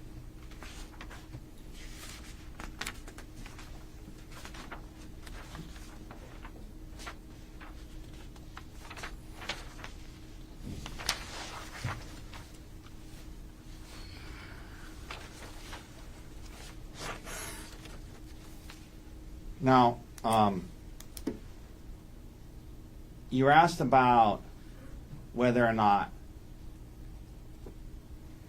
during the conversation when you confronted Ariel about the affair in San Luis Obispo, prosecutor asked you if at some point in that conversation you called her a lying bitch and a whore. You remember being asked that? Yes. And was this a long conversation you guys had? Yeah, I mean, I would say we had the conversation about the affair for the entire time we were in San Luis Obispo. But then that first on night, and off, That first night, did that conversation get heated and emotional? It did. Okay. It did. Let me ask you this. It was just the two of you there, right? Oh, when yes. Yeah. And you were asked if you called her those names, and you wanted to tell the jury that you did. Yes. You could have said, no, I didn't call her that, but you wanted them to know that you did call her those names, Objection, right? meaning testifying. Sustained. You testified to this jury, well, you admit that you called her those names. Yes. Okay. And then did the conversation continue, and did you guys try to work through it? Yes. Okay. All right, thank you, doctor. That's all the questions I have for you. Any recross based on what was asked on redirect? Just a moment. Take your time. Actually, before we begin, may we approach on the record? Yes.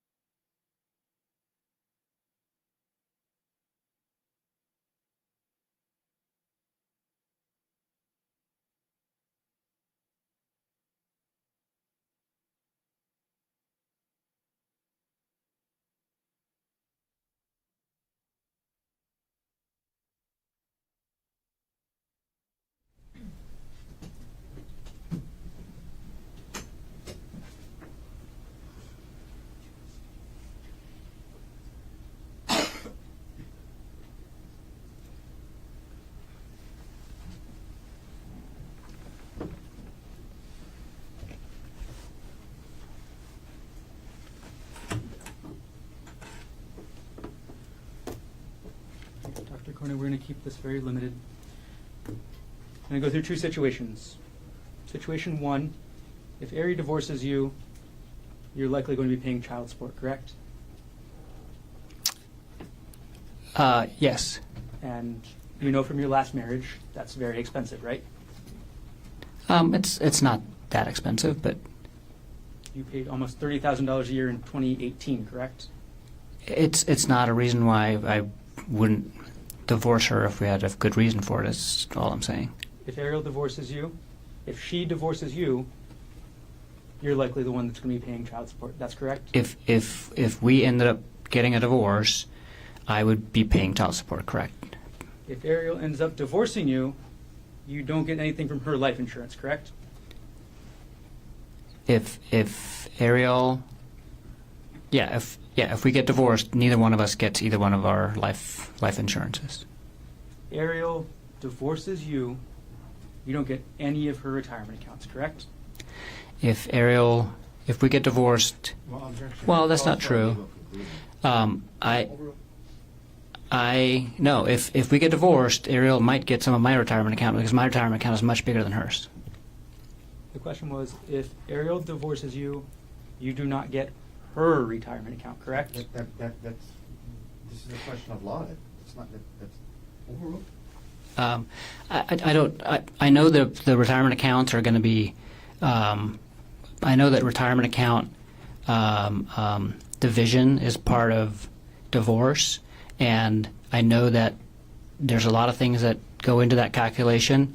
I know that my retirement account is much bigger than her retirement account, and I'm not sure what portions we'll be able to keep because it's based on when the contributions were made and things like that. You know that you're likely not going to be taking her retirement if she divorces you, correct? Like I said, I don't know what's going to come of all that. It's a complicated.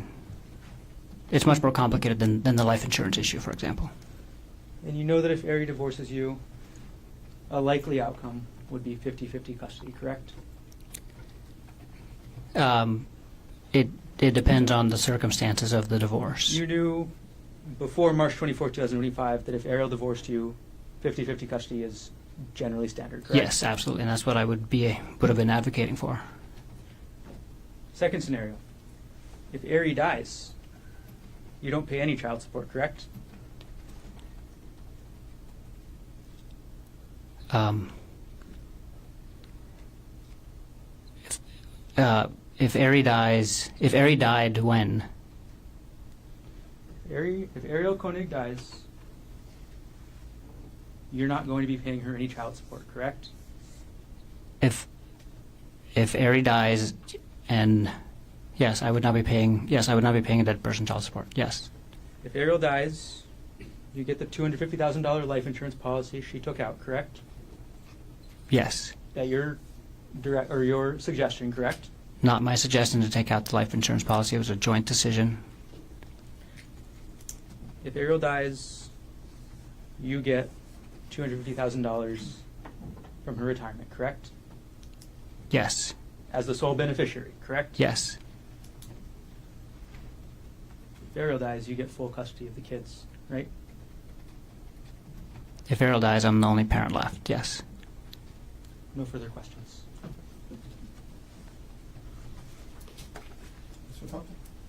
If you get convicted of this charge, Correction. she Hang gets on, full. She hang gets on. full custody. Approach.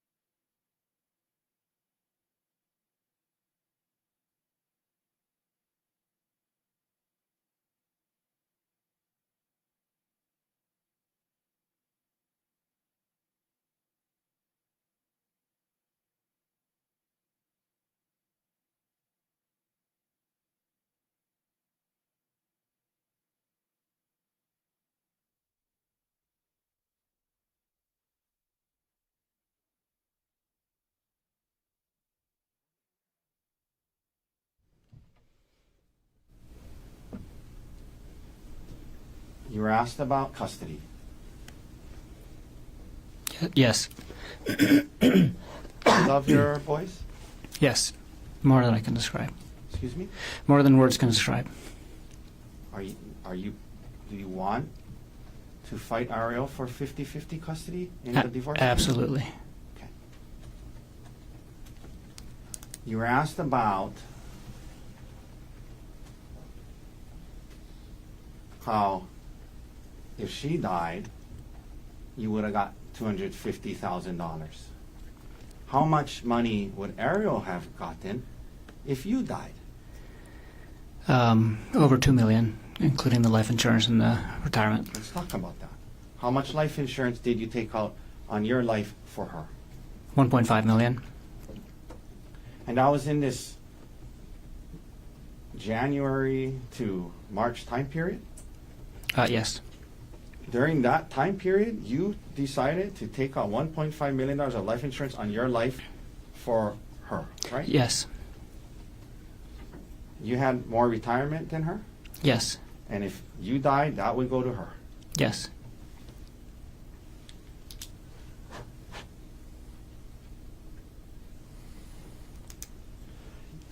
They brought up child support. Throughout, when you were your two older kids, they asked you about that. After you and their mom split up, did you pay child support? Yes. Did you feel it was the right thing to do? Yes. Did you want to do that for your kids? Yes. If you and Ari got divorced, would you be willing to pay child support? Yes, absolutely. Would you do financially whatever you needed to do to make sure your kids had a good life? Yes. Thank you, Gerhardt. Any other questions? No further questions. Doctor, thank you. You can return back to counsel state.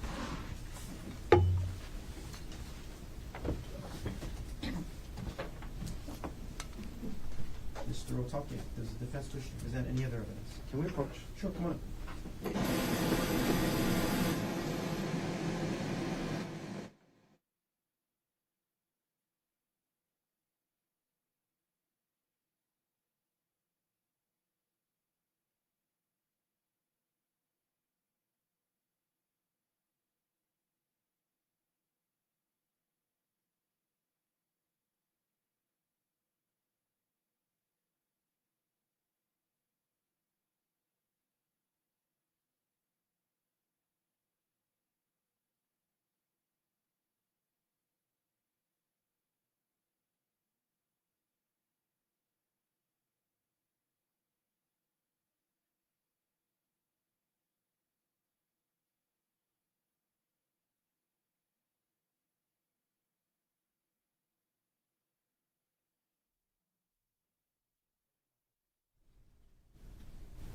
So, ladies and gentlemen, I'm going to release you for the day. It's a long weekend. I think we all could use the long weekend. I hope you get some rest this weekend. I'm going to have you come back on Tuesday. We'll start up at 9 o'clock on Tuesday. That is April 7th. And based on my discussions with the attorneys, we expect to wrap up the presentation of the evidence on Tuesday. The case will be submitted to the jury sometime on Tuesday for deliberations. So that's what we're looking at in terms of the schedule. I know it feels like a long road, but we're actually ahead of schedule. So I do hope you have a good, restful weekend. Again, there's a lot of coverage. Don't watch any of the coverage. If it's on when you're having dinner, turn off the TV, walk out of the room. Again, your decision must be based on the evidence presented here in court, so the same 3 rules apply. Don't talk to anybody about this case. Keep an open mind. Do not try to learn about this case outside of the courtroom. All of you, have a safe drive home. Have a good long weekend. We'll see you on Tuesday. All rise.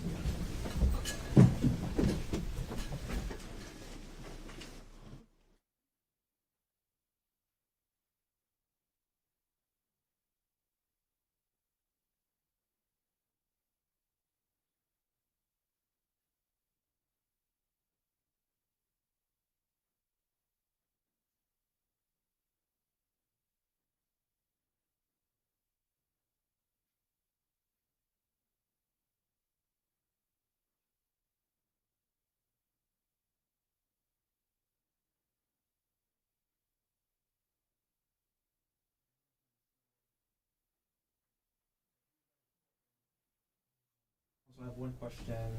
The jury instructions that we settled earlier, at this point in time, court is not contemplating any amendments as we settle them. Mr. Garner, anything on that issue for the state? No. What you, Mr. Okaki? Can't think of anything that happened today that would change it. Counsel, can I ask you for a favor?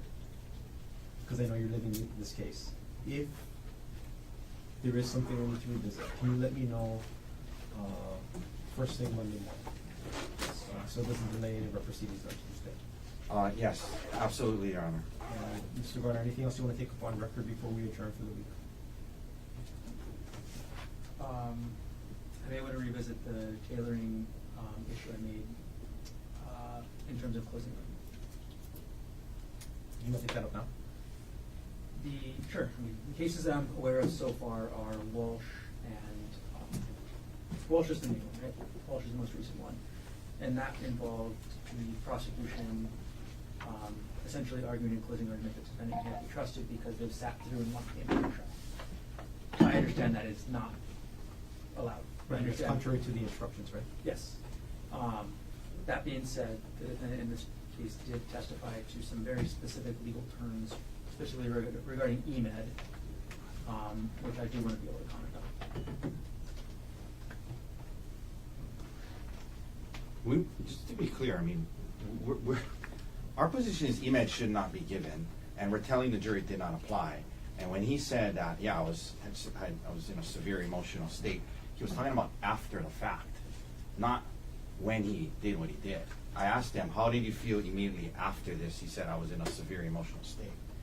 So that, like, if he's suggesting that he said that to try and get convicted of EMED, that's ridiculous. Because number one, we're saying EMED should not be given. We're telling the jury that it should be disregarded.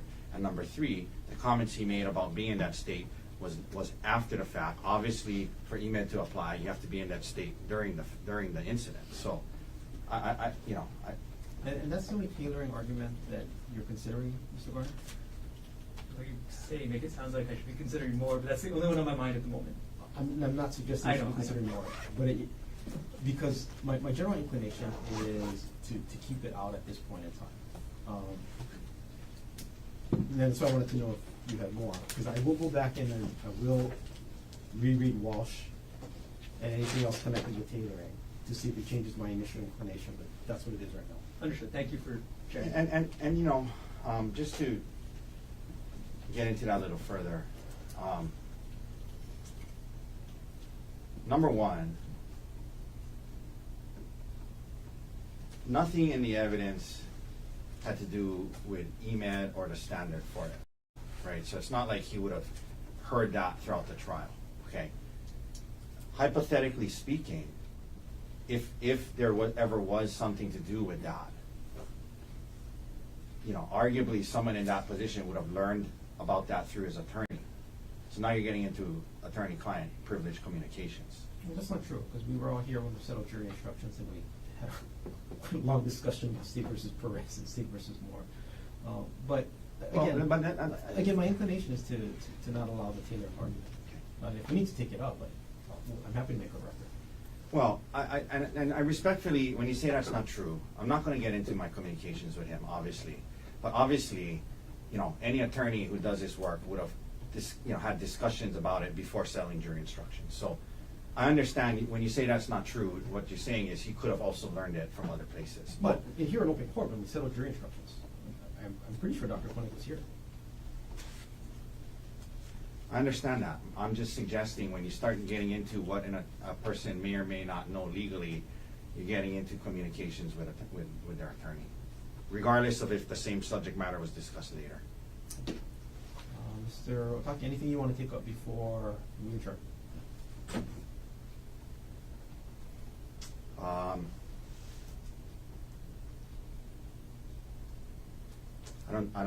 don't believe so. I guess is the idea that closing would be an hour? We can talk, yes, we'll talk about scheduling again up here at the bench once we adjourn. Oh, okay. The time limits. Yeah. Okay, so if there's nothing further, we'll adjourn. Council coming up.